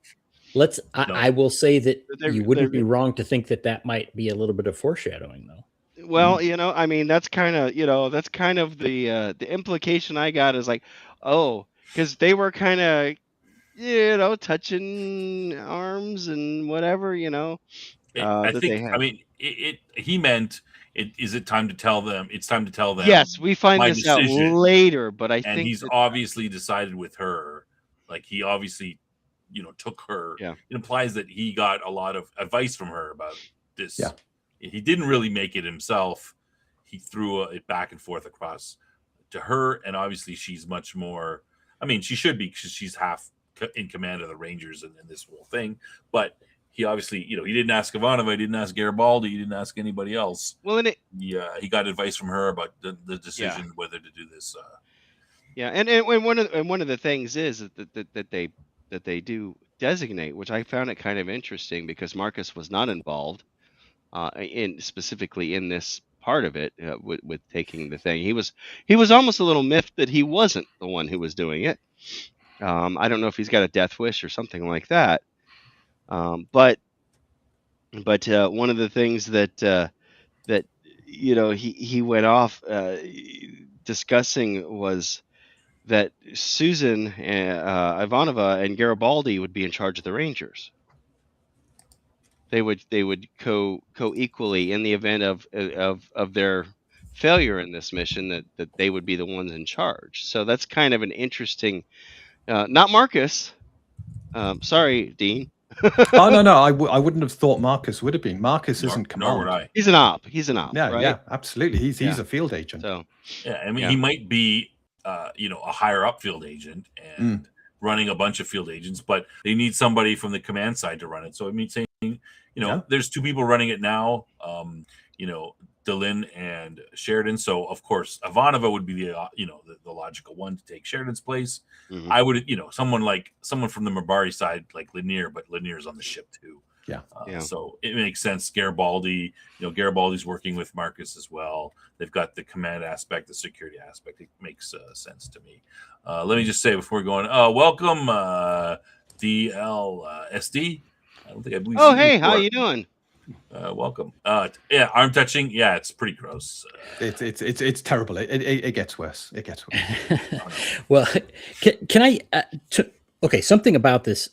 So Delenn and Sheridan are both going. That strikes me as a horrible idea. There's no reason. I don't see any reason why Delenn should be going on this mission. Saves the day though. Well, I mean, they are the Minbari, but Lanier was on board too. Well, Lanier was. Marcus could have gone. We saw that Marcus is. He's been on the White Star, and that would have made more sense. He's a Ranger. This is kind of a covert thing. More in his wheelhouse. And I can see Sheridan going because he's the commander that has the skills to pull something like this off. But putting the top, it's like putting your top two, your president or vice president in the same dangerous position. Yes. Yeah. It's like sending Kirk and Spock on an away mission together. They would never do that. Crazy. Well, that's true. No, I agree. And to be honest, Delenn should stay back, and Lanier should go. He can translate between the Minbari. He's Right. pretty competent. She's more of a diplomat and less of a fighter. Well, even Marcus speaks Minbari, Now, right? yes. He wants his Yeah, girlfriend Marcus with him, does, I yeah. guess. Now, the reason I think, Yeah. obviously the reason within this episode is because they wanted to have the scenes with Delenn and Sheridan. Yeah. I think they might have been able to do that before. They could have shown the scene where they're debating this and done it different, and shown that connection between them kind of growing in that way as they're discussing this mission. I guess they wanted it to be a surprise. I'm not trying to rewrite the episode. I'm just saying they could have done things a little differently to avoid this kind of strange idea of endangering both of them on what they are admitting is likely a suicide mission. Yeah, and they could have had a nice farewell, a touching farewell scene if you wanted to further cement that. And Sheridan, I mean, Delenn comes up, oh, let's jump in the atmosphere, and it says she has the idea, but Sheridan could have come up with that idea. He's very much the tactical genius, right? Well, I mean, yeah, we're getting a little further on when we actually do go and confront the thing. They at that point they did switch over to the Nightwatch scene, and of course let's stay on this. I know it's chronologically because it's separate enough. Jeff doesn't want me to go ahead. Well, we are actually getting late in our episode here, so we do need to move ahead. So let me accelerate a little bit. So okay, they do make this trip, and there's the scenes that we've talked about with Delenn and Sheridan. Lanier basically, Sheridan's falling asleep in the captain's chair. Right, because it is a 2-day trip, and and he's been up for 20 hours, I think, straight at that point. And they already have, what do they have, another? I think he said 32 more hours of travel or something, so it's a little more than 2 days travel. But right. Look, good advice from Lanier. Yeah, get some sleep where you got the time. Yeah. So he does, and then they have this whole scene with Delenn and Sheridan talk about his family, his dad and things like that. All good. The rain. Rain. Right. She makes it rain. Well, she makes the sounds of rain. She basically tells, okay, Google, play rain. Right. That's basically what she does. So he's all impressed. Hey, she's got Spotify. The beds are interesting. They're like teeter totter type. Well, we'll see some gags about that in the future too, I think. But okay, just in the for the purposes of time, let's fast forward to they've arrived at Ganymede. They got this channel. They mentioned that they got this the channel where they're going to be talking about this stuff, so they're able to listen in. So basically, they come in. They know that Earth is alerted to their presence as soon as they get there. With the jump, they jump in. Sure, long range sensors picked them up. Right, and so then it's a race now, and they pick up on this channel, and they hear them basically narrating while they're trying to do this merger with someone and this ship. It goes bad. Bad things start happening. The ship activates, and I'll kind of leave it at that, and it starts going wild. Dean, you want to? Yeah. I'm happy to take this on. Okay. So the ship is completely out of control. So whoever they sent in isn't capable of keeping it in their control. So it makes you think: can these ships act not independently? But is there a battle of wills between the pilot and the ship itself?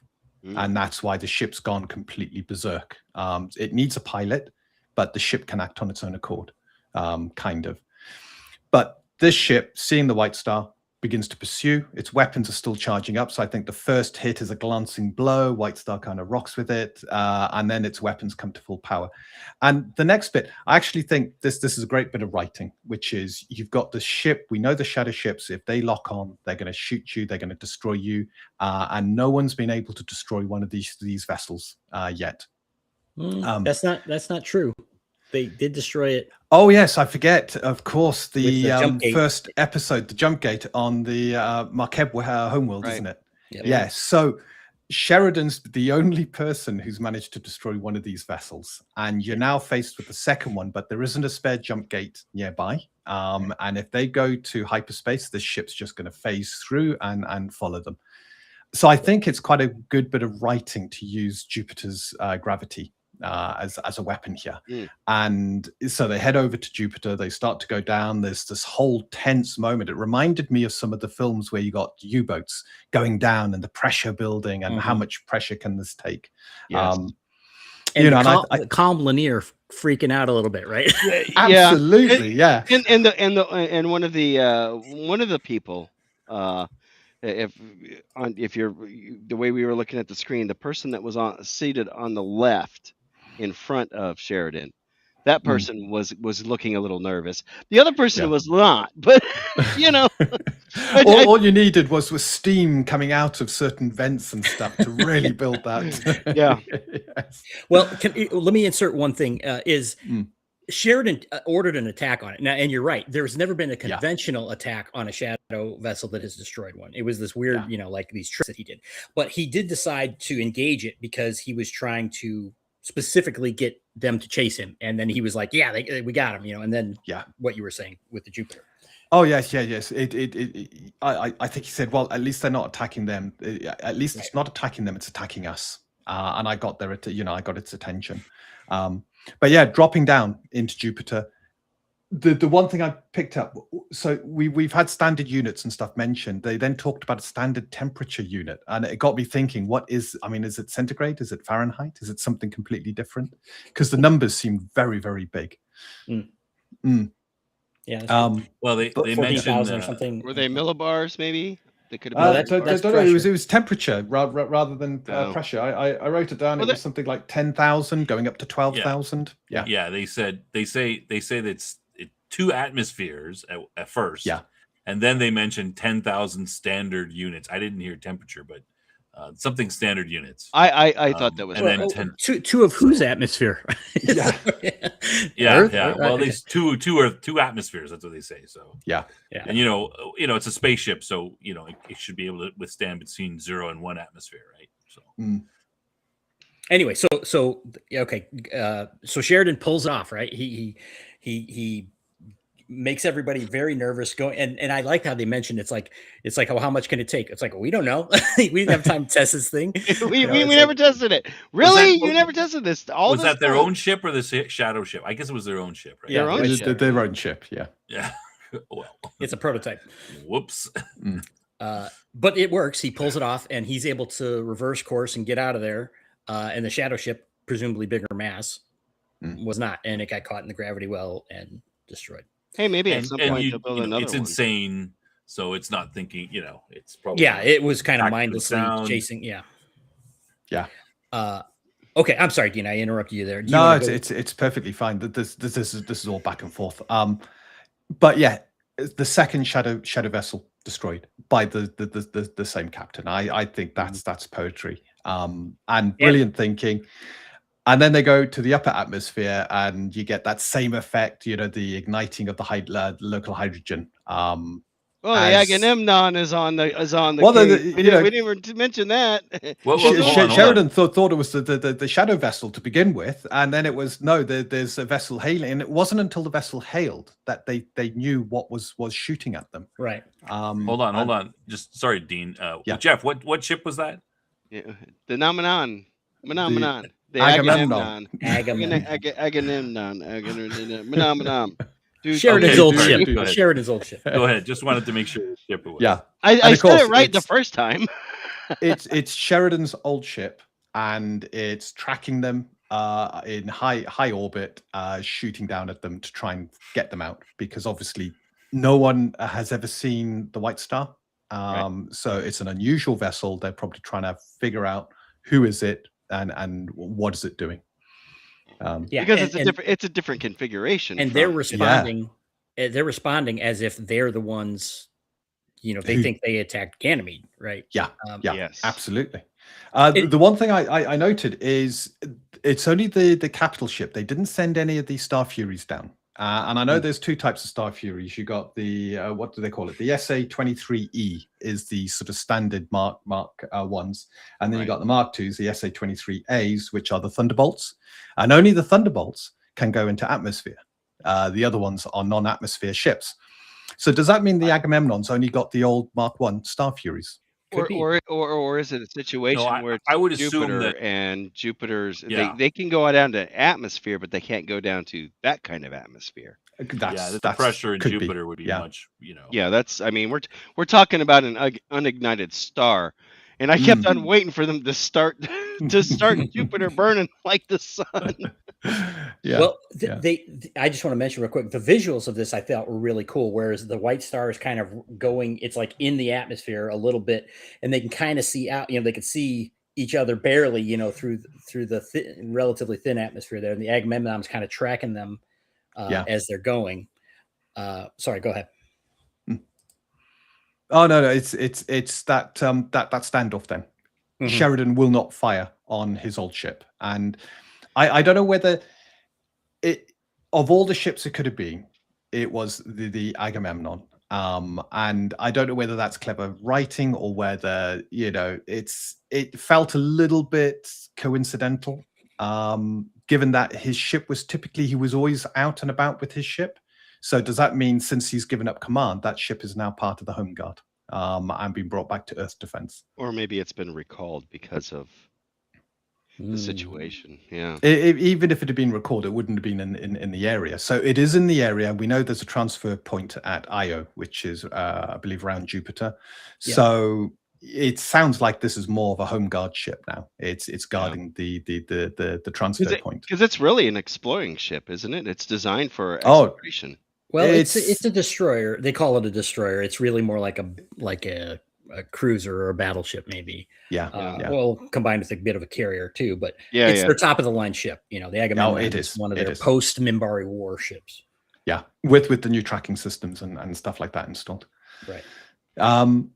So yes, coming up with the plan to form a jump gate inside the atmosphere and then jump out of there, making it look like the ship got destroyed. Another, I think, a clever bit of writing. The writer's really thinking beyond, just the standard thinking of the science of what was going on. It just hit me. Did somebody steal that for Star Wars? Probably. The whole going to light speed in the atmosphere thing. Well, wasn't that going to light speed in? I think you're right, but weren't they in a hangar? That did happen at one point. Yeah, on Force Awakened. Yeah, yeah. I'm just wondering if maybe somebody had watched Babylon 5 and like, hey, that's a great idea. Let's steal that. That's a whole different discussion, Jeff. It's a whole different discussion. that movie doesn't exist. Well, just to, do we want to answer Jeanette's question here? The shadow ship was destroyed by, pressure. Yeah, right? I think it would have been gravity. Got caught in the gravity well. Yeah, didn't have the power to escape. Did light the atmosphere up. That was hydrogen at the beginning of the battle. There was some firing and some explosions from the hydrogen and stuff. Yeah, you saw how the beam weapon got disrupted as it was igniting stuff around it. Yeah. I do want to note that I think it was Delenn, it might have been Lanier, that they were kind of like, they seemed willing to fire on the Agamemnon, right? It was like, if we do this, we're gonna die, kind of thing. I think that was Lanier. Yeah, and so that was kind of interesting. And Dylan, I think too. I thought. I thought it was interesting that the one who came up with the solution, ultimately, the very last thing was Delenn, and then Sheridan was like, yes, no, let's do that. That's an excellent idea, and blah blah blah. But she's the one who just came up with it out of the blue. Never mind that she's, not the military person. She's a religious caste, but whatever. Well, but she might know a little bit more about the technology of the White Star, than they do. Yeah. If you remember, they didn't want to open a jump gate when they first encountered a shadow vessel to give away the ability for a vessel this small to actually form its own jump points. That's true. Mm-hmm. Yeah. So she would have been privy to that. And it was a tactic that they didn't use, was jumping away without needing a jump gate the first time. So I wouldn't have thought this is a big step for her to have come to this suggestion. If anything, I think it shows the intelligence of Dylan. Mhm. Yeah. Yeah. Well, Yeah, and kind of even even though we've shown they've shown repeatedly that Sheridan is that kind of tactical genius, doesn't mean he knows everything. So having Dylan compliment him on that, I thought was it was purposeful. I thought, complimentary. It was yeah, complimentary because she came Yeah. up with this idea, right.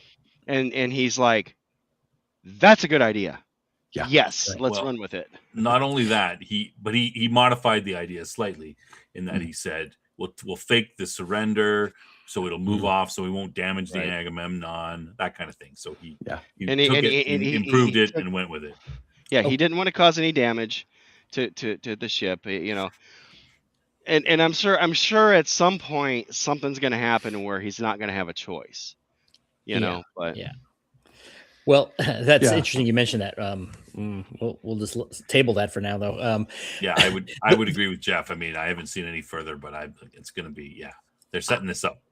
Yeah, I have a his little. apprehension is the one weakness. That's his big weakness. But I think it makes fire. sense. Make a sense though, right? It's like, I mean, he's literally facing. It's like, well, and I think Ivanova brought this up too. It's like, are we really going to fight our own? Shit. I mean, this is. I think this is very important because they're facing now, and we see at the end of the episode facing it even more. It's like we're on the absolute edge of fighting our own people. It's like, and that is a heavy subject to consider, right? It's like, is this going to happen? We're going to be forced to do this? But clearly, I like that they're showing that Sheridan does not want to do that. He's not going to, and that's why the contrast between them saying, "Hey, we got to do this, or we're not going to survive," and Sheridan being like, "I don't care. I'm going to find another way to do." It shows how much he does not want to be doing that. Yeah. These. I mean, I agree with everything I've said, but in a way, though, I mean, they should be like, look, they're basically starting a civil war. Well, once you Earth. cross that line, So, that's where you are at that point. They need to be prepared to fire on their own people because they've they need to give up the conspiracy of light because it's good. I think this is great though. Earth Gov's not going to stand down. I mean, come on. You're right. But I love this though because you hear, not to get into real world stuff so much, but online some of these people just burn it down. It's just we're gonna You know what? A civil war is not something you just do on a whim, you morons. This is heavy crap. This is really something you don't just jump into, and I like that they're giving it the proper gravity that it deserves. Gravitas. In Babylon 5, now a little bit of a nitpick. I know we're running long, but I like the chase scene. They're going, the scene with them outside the atmosphere and inside the atmosphere. But I'm like, the White Star is extremely maneuverable. Turn around and go the other way. You know what I'm saying? Flip around, get on the other side of Jupiter, and open a jump gate and get the hell out of there. That's what I was thinking. Obviously, this was the tension and everything. It worked great for the episode. But again, nitpick, logic thinking. I'm like, could they have done something different there? I mean, they're in an atmosphere though, and I don't know whether they sacrifice a lot of their agility when they're in an atmosphere or not. We saw them turn around when they were way deeper in the atmosphere, coming against gravity. They did struggle. I mean, you're right. But again, they were fighting the deeper gravity well at that point, though. Yeah. This one, they're just skimming the atmosphere. Or again, they outrun them. I'm just saying. I think there were other options. They chose a cool one. Fine. It's not a pro. I'm not going to condemn the episode because of that. I mean, Cam, you got a point. Now, the other side of it, they would say, "Oh, they're going to try." He says something about they can like track the us. They can, we can't. He basically said, he states that they can't escape. Yeah, whether or not. Well, and again, as Madman says, the Earth Force cruisers have rear guns and they are savage. They are really good. They've been weapons and they can take out anything behind them. Okay, so this brings up a good point. The White Star is this really much higher technology level than Earth, but it's not invincible. It's a small ship. It's fast and maneuverable, and it's got power above its weight class. But this Earth Force cruiser is nothing, like you said, nothing to sneeze at. It's a powerful ship, and you can't just wave it off. So I do like that, that it wasn't like, oh, the White Star is now magic and you can do whatever you want, So I do like They that. didn't do the hand wavium. Right. Yeah, it was They it was good. right. Because otherwise it just becomes your wave your magic wand and everything you win, and I Yeah. like that they're not doing that with the White Star. It is a very valuable tool, but it's not invincible. It does have its Yeah. own limitations. Yes, absolutely. It's not indestructible. Yeah. We notice that it's taken damage, and from what we've learned already, using a combination of Orlon and Minbari technology does have some biological type. Mhm. It's a biological type design. And it would also be reasonable to say that the ship has been pushed to its limit because of escaping from the gravity well, and it just can't. It's not at its best right now for whatever reason. It's Right. damaged to some degree. They don't have the maneuverability, but they do have the jump engine still, and Yeah. so that works. I think. Yeah. All right, gentlemen. Sorry, just before we go on, I'm just going to interrupt for a quick second. We were talking about corporations earlier, and we do have to pay the bills. So let me, the sponsors for this episode. Let me just quick.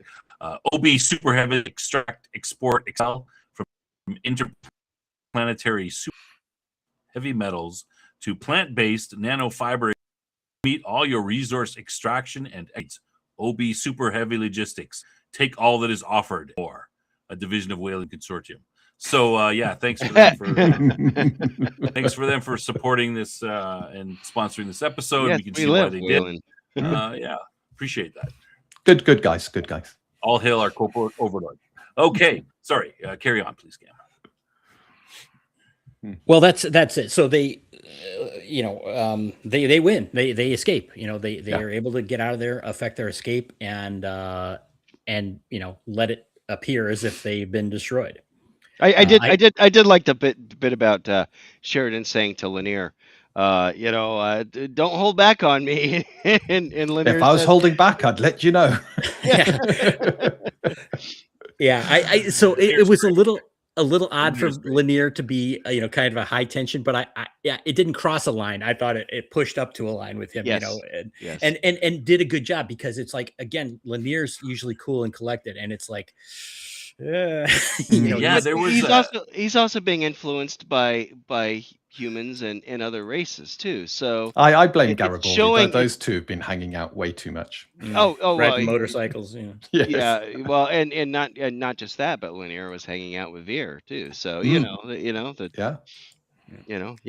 this is this one point here, that the height of the battle there is the one time Lanier seemed to be like agitated. Otherwise, he's so, and that's the first time we've seen him that way. Most of the time, he's very calm, cool, and collected. So I thought that was very interesting. I thought it was maybe a little bit too much, to be honest, but it is a high tension thing. I'm curious to see how that goes later on. Yeah.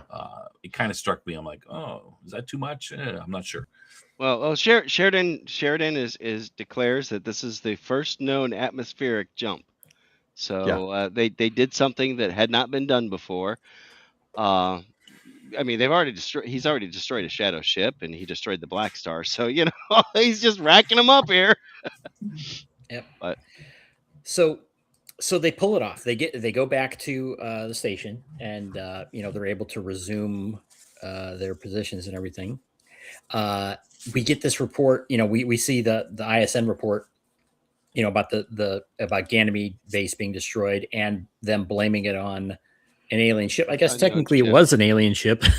Yeah, it was a shadow ship, but but they get away with it. Okay, and there's videographic evidence of that. There could be. I'm pretty sure. We obviously saw the footage of it, so I'm pretty sure that they're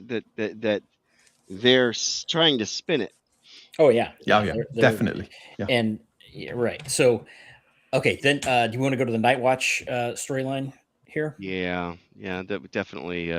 Because the Nightwatch is kind of an underlying theme.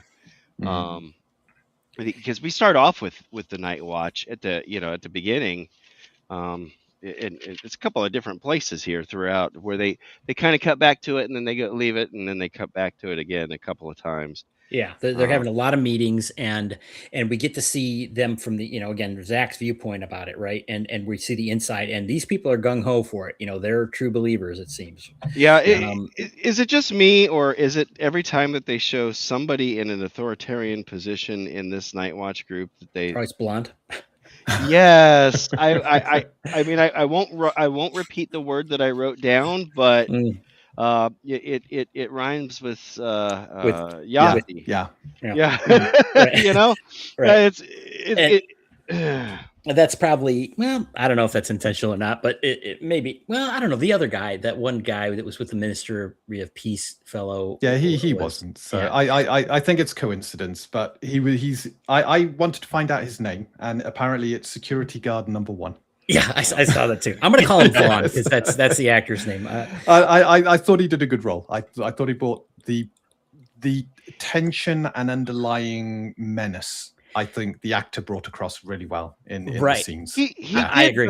But how is he over Zach? I guess he's over Zach in Nightwatch, but Zach is over him in rank. Exactly. Okay, and yes, this is an important point, right? It's like they're subtly showing us here, subtly showing us that there's this other organization that is now asserting itself outside of the regular order, military, right? Yeah, it's military like, rank.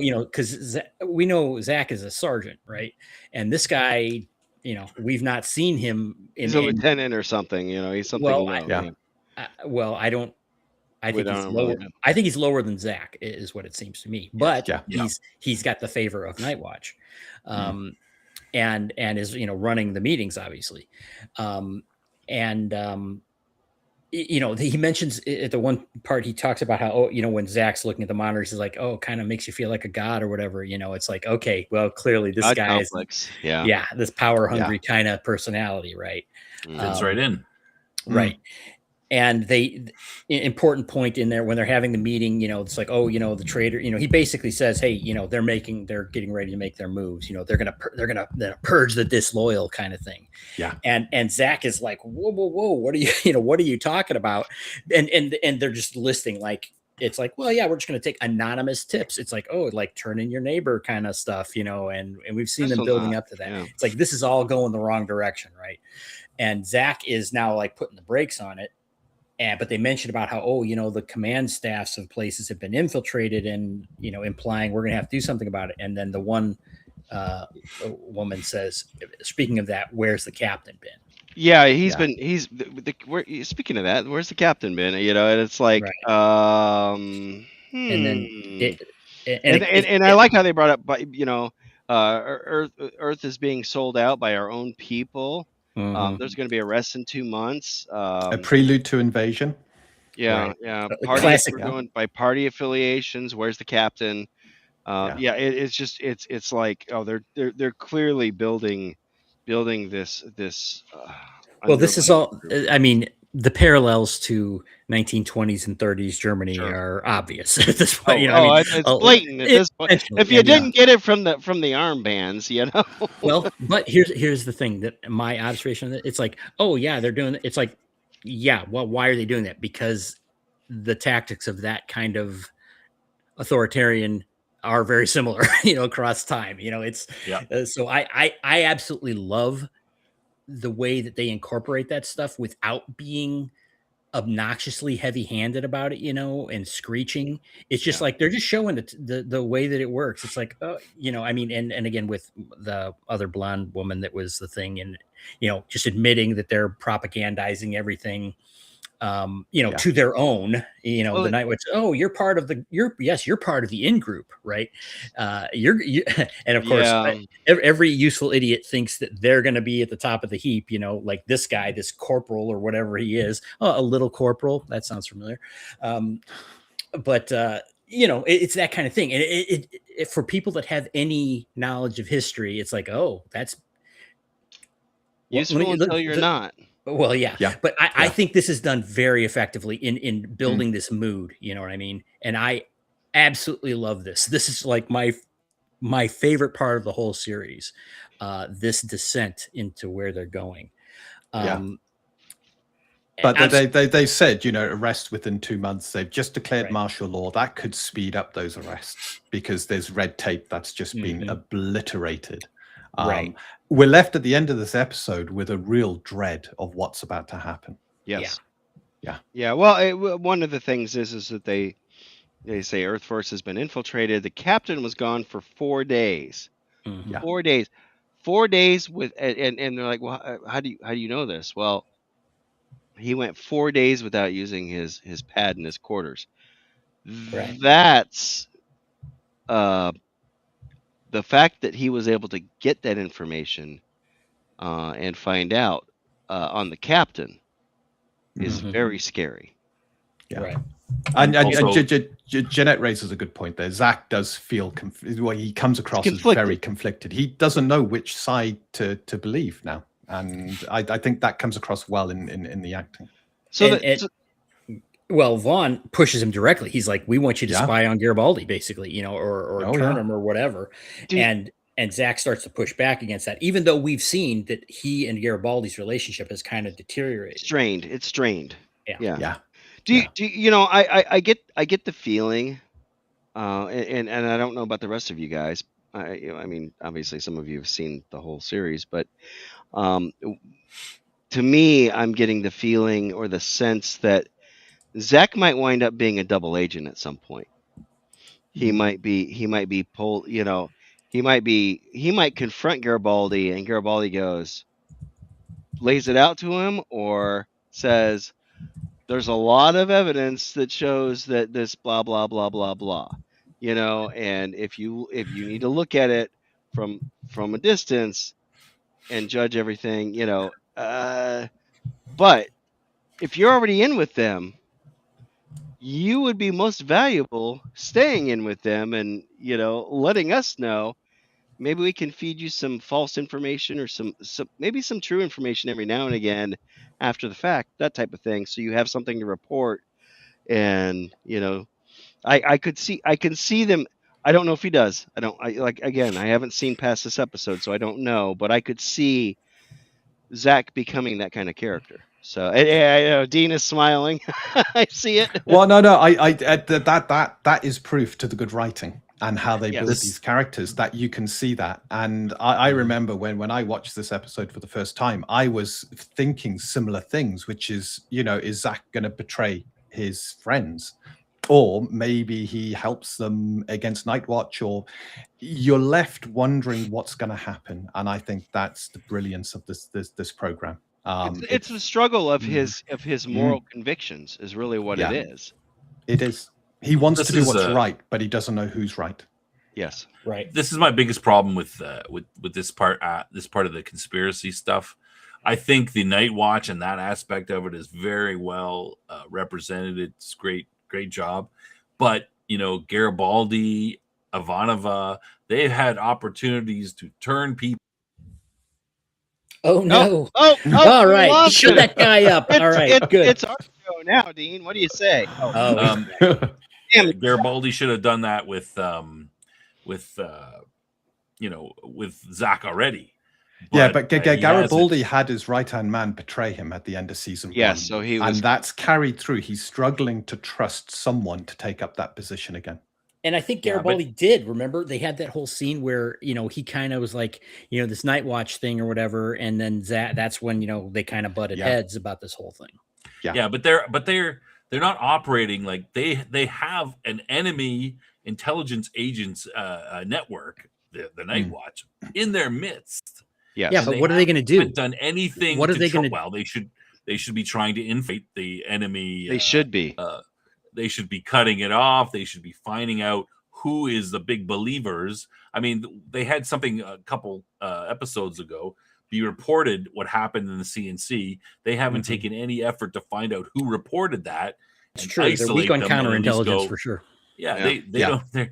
This is they're in a position where if they show their hand and they showed incorrectly, they will be removed from command. Straight, right now they're on a knife edge. They are only in command because there's no evidence to remove them from command. And if they hand that evidence over by trying to get the wrong person onto their side, that's it. They're done. And they've got no support structure. This is a conspiracy light that has been born out of necessity without there being an organizational structure to support them all.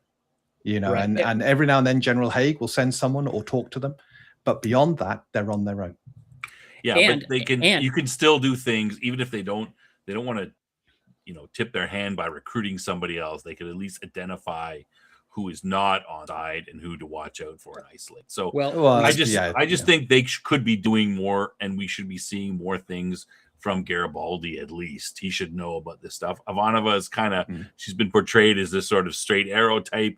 Maybe I can believe that on her, but I wish that we'd saw a little bit of Garibaldi's supposed to be sneaky and stuff. He should be, okay, but we saw a little bit of this in the last episode with Corwin, where they were trying to see, they at least they told us they were thinking about recruiting for their own side. Now he's not Nightwatch, but they got skittish about that because he kind of gave the textbook answer, right?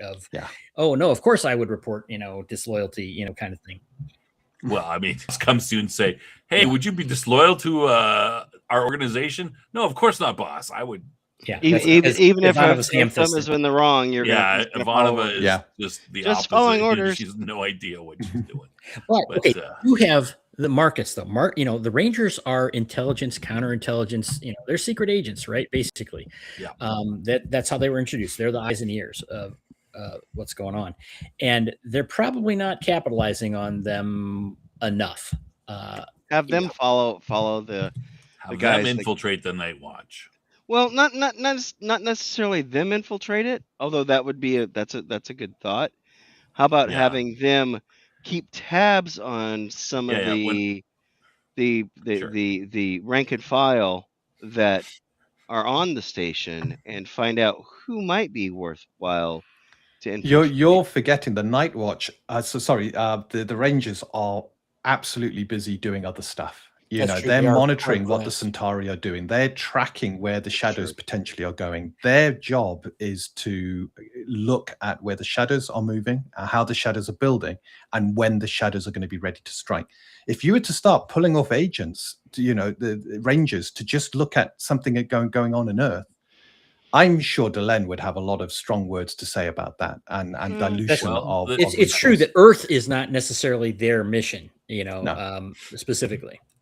Yeah, but not at this point, how is this? But it might be. That's a good point, Dean.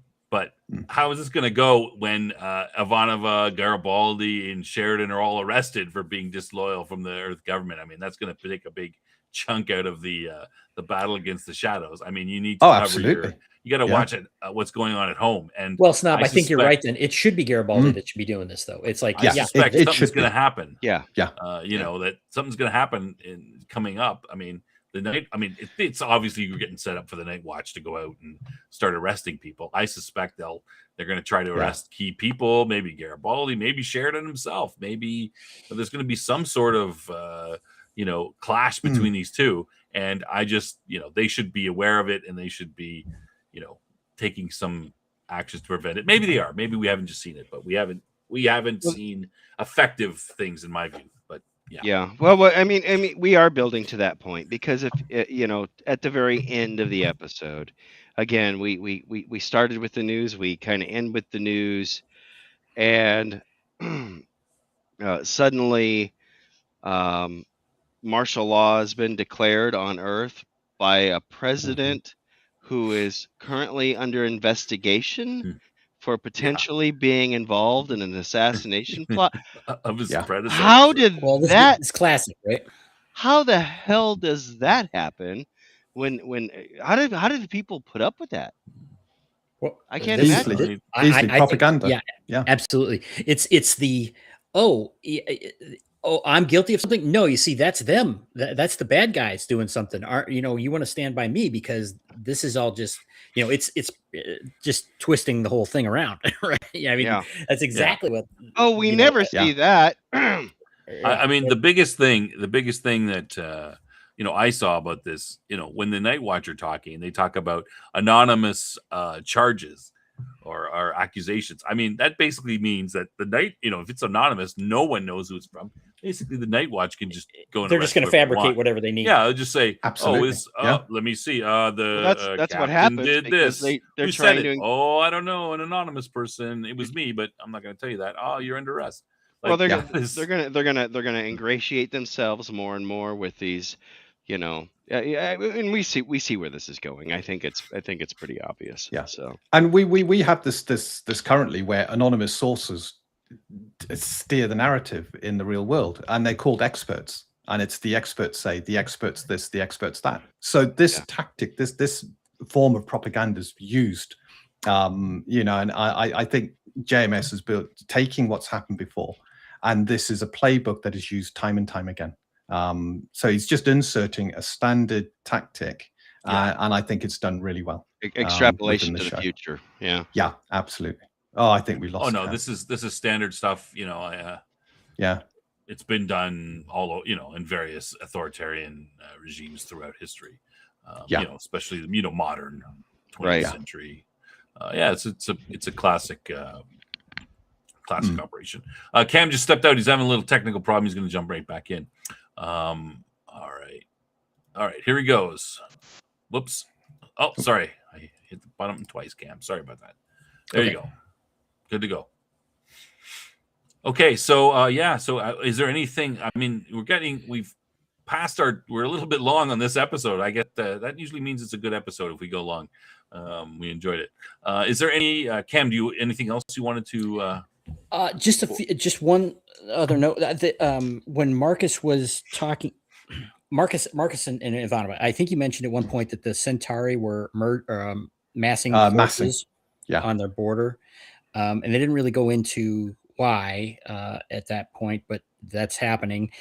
And then, of course, you have this whole thing with Ivana blowing up at him, even though she's acting like he's the one that brought this guy. It's really Garibaldi's operation. He was just the kind of the operative that brought her in. But, she's just lashing out, and she admits that basically that, he's there. So he's going to be the one that takes it.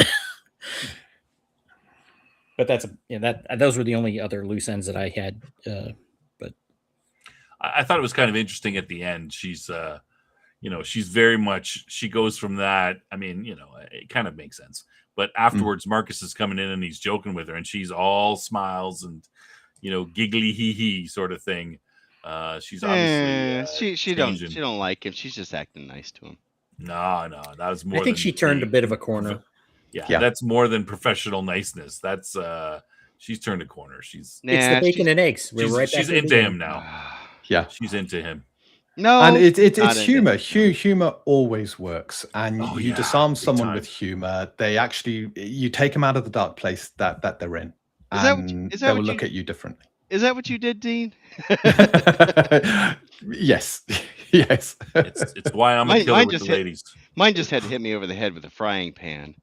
Oh. I'm sure she'll she'll throw a comment in there. But different things for different people. Absolutely. Yeah. I thought this was a 2-pager. I had 2 full pages of notes. I almost went into a third, and I'm like trying to keep it down because everybody used to give me crap about going 3.5 pages. So okay, so Cam, any last minute, or should we go to a final let's go to final wrap up. Everyone will have a chance to insert anything they might have missed. Go. Okay, final thoughts. Dean, do you want to go first? Yeah, I'm happy to go first. This is a great building episode. A couple of irksome things. The breakfast scene, the gloop for me was the thing that was wrong with that scene.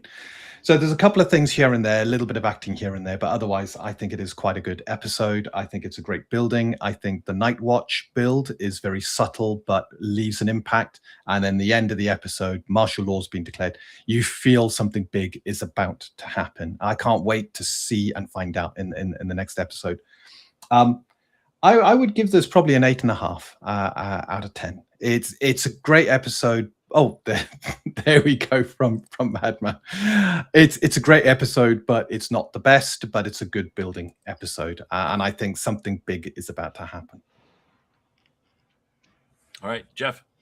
Well, I was going to go with an 8.5 as well. I was leaning towards a little higher, but I'm like, it's not quite there.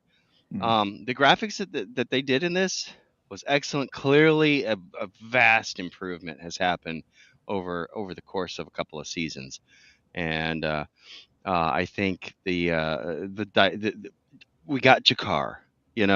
It was brief and but it was important, and it was, we got to see, yes, Jakar is still here. Jakar is continuing on. The We're seeing the building influence of the Nightwatch, and we know that there's going to be a confrontation coming soon. We got to the technical, some of that. We got to take we got to take the White Star out. Come on, it's hard to. How do you beat that? Um, and Overall, like I said, this was a great episode. Everybody was on their top notch. Other than the nitpicky things that we've got, I think this was a great show. I mean, it's definitely a building episode. We're definitely ramping up. I don't think it's quite to the, this is a season finale type thing. I think this is clearly we're building towards something. We haven't hit that climax yet, but gives us some great future hope for future episodes. Way better than the last one. Oh, sorry, Cam. I'm going to go a little higher. I'm going to say this is a 9. I think that there was a lot of content in this, and that's probably why we ended up going long, a little bit with a nitpicky for me. But I think those things are valid. But in terms of driving, it is a building episode. But it's a major building episode. This is it's not a key episode, but it's got a ton of stuff in it, and a lot really happens in this. I really like the whole mission thing. It's like, yeah, this might be it for us. I mean, obviously no one's probably saying, oh, they're going to kill those characters, but in terms of just the actual storytelling, it's believable. It's like they're making hard choices at this point. I thought the performances were good. The Jakar thing was just like a boost, that was just gold. The Jakar and Garibaldi scene. So it's like it was solid and just had these spikes of even better stuff within. And again, it seemed like it covered a lot of ground in one episode. So I'm pretty impressed by it overall. But the thing that really works for me is this episode portrays the tension and the precarious position that they're in from multiple angles very well. And it's like, okay, they did this. Yeah, they pulled this thing off. And then they come back and then they find out. And now we're facing martial law. It's like one step forward, 2 steps back. This is a classic kind of intensifying pressure situation where it's like, oh my God, I can't. It's like, no matter what we do, we're still losing. I mean, which is of course setting up for big heroics, right? I mean, and not only, of course, I've seen this, and the next episode is the title episode of the season, Point of No Return. And it might be my favorite. That and the next one, those two might be my favorites in the series. That's the titular episode too, right? Or yeah, next week. Yeah. Point of No Return. It's a season title. So I just absolutely love this storyline and the way that he's incorporating these real world things without being stupid about it, and bringing the feel of the whole situation into the story in a masterful way. So again, despite my nitpicking, this is getting to peak Babylon 5 right here. So. Yeah, I think all good points by all the other panelists. I won't repeat the same things, but I see the same things. I was going to give it an 8. I was a little bit disappointed but I think part of that is because you guys might have built it up a little higher than I thought.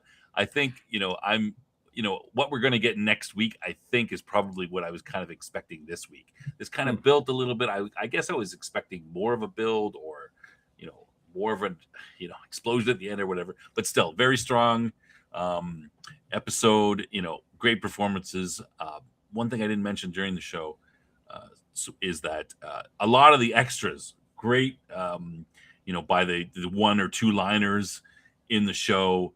The background, some of the background characters, great acting by them as well. So the quality of the show is kind of pushing up there. So I'm pretty happy. So overall, very good. All right. Can't wait for next week. And I have watched the first 5 or 10 minutes, so I kind of know what. You do that? I did. I had to. I was like, oh, what's going to happen with this? Oh, and it's quite a bit of a twist here. But Q2 tells a little bit. Yep. Point of no return. Centauri prophetess Lady Morella comes to Babylon 5, even as the station reels in chaos when the declaration of martial law. And it's Majel Barrett is that the emperor's, the ex-emperor's third wife or something like that.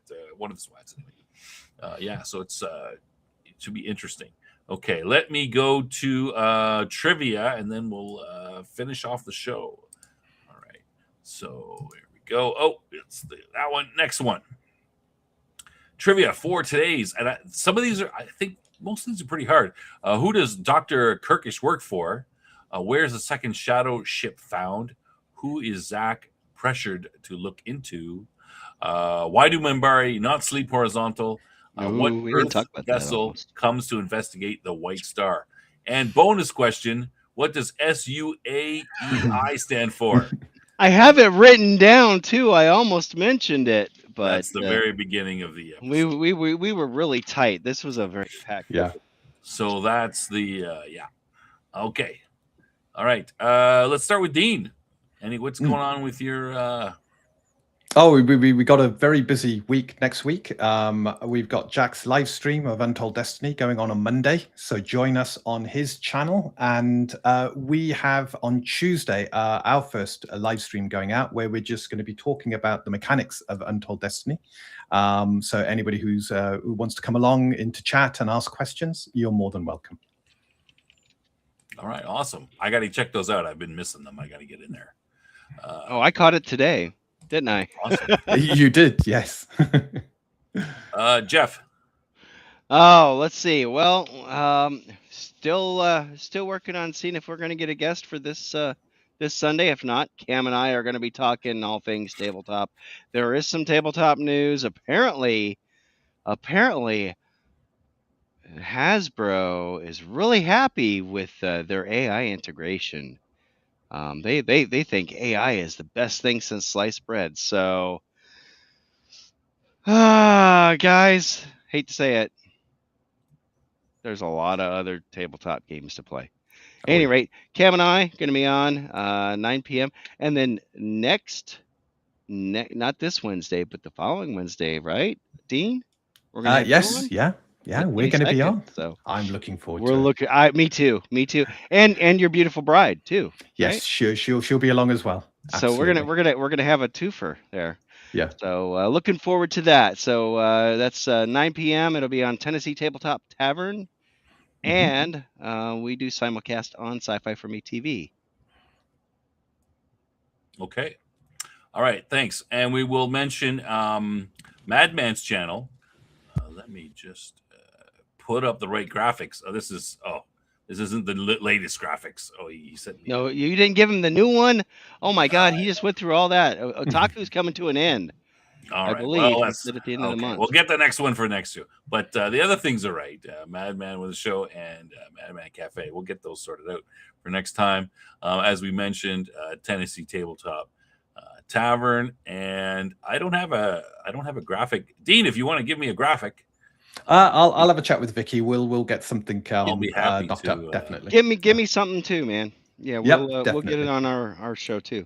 Yeah, and of course, I don't have a graphic for Jason either, but don't forget to check out Sci-Fi for Me TV. And I'm sure Jason will be back on the show soon. They're having a little bit of Mindy had an operation. I think she's back at home now. Strike 3, but she's not out. strike 3, but she's not out. So But I think they're home, so that's yes, that might be good. Things are hopefully getting better there. And Babylon 5, as we mentioned, it's not on Tubi anymore, but you can get it on RoyQ here, and you can Babylon 5 apparently is also now on YouTube as well. I haven't checked it out myself to see it is. I have not either. So this is courtesy of Tubi's off, so Madman. they're putting it on there. So yeah. Only season 1 maybe. And you also mentioned check out Dean on Jack, a Lost Lore Scholar. So yeah, people can check that out there too. We would not have met Dean had it not been for Yeah. Jack. So our most heartfelt, and I know he's going through a rough period. His beloved is what, 9 months? Yeah, she's hit her due date this week. Yeah. And yeah, man, that's and they just had some horrible car trouble and whatnot, and man, our tabletop and extended community, I think, has come through and tried to help him out, and I plan on doing the It's been same. tremendous. Yeah. He's a very great young man. Oh, he is. He helps the community so much, and Jack has helped me incredibly over the last year. So yeah. All right, and I don't want to forget Outpost Nerd at Night. He's a frequenter to our shows and channel. I don't think he's here today, but check out Outpost Nerd's channel. Cam, what did I forget? Jokes. You forgot jokes. Haha. Where's the jokes? There's no jokes on the show. Yeah, but apparently there wasn't any in the last Top Lofty either. That is a different show. We don't. Never the twain shall meet. All right. Anyway, Cam, go ahead. Well, we have Top Lofty Lounge on Sunday night at 11 p.m. Eastern, and we're doing something. What are we doing this week? It's a secret. A very important. I'll figure it secret. out eventually. Right. Yeah. He Snob has taken to like this past week. He sends me something during the Bad News Bard show and say, "Hey, take a look at this." This is what we're gonna do. Yeah. Great job, Snob. Good job. Oh, Good come prep. on! It was like a Good 30-second trailer or something. I like, hey, before you jump in, just look at this. Right. We'll talk about it. That was, come on. You make it sound like 30-second trailer. Come on. Mm-hmm. All right. So that's there's no jokes on the show. This is a serious show. No joking around. And we're going to do next week. We've already mentioned it, but it should be, the titular season episode. It's going to get good. I might go watch it right after this because I started watching it. I'm like, I can't watch anymore. But yeah, things ramp up right at the very beginning. I'm like, oh no, they're doing that. Oh, this is not going to be good. Who's course, joining us for that one? Well, Dean has slotted himself in for this episode. Good show, old chap. Good show. Clever guy. No one had put the names forward, and the next you need two. Good representation for the next two. Yeah. So get used to Dean. We're gonna have him for a couple. Absolutely, I wouldn't miss it. And just remind everybody in the chat, if you'd like to be on the show, you don't need to show your face. You just need a mic and a willingness to talk.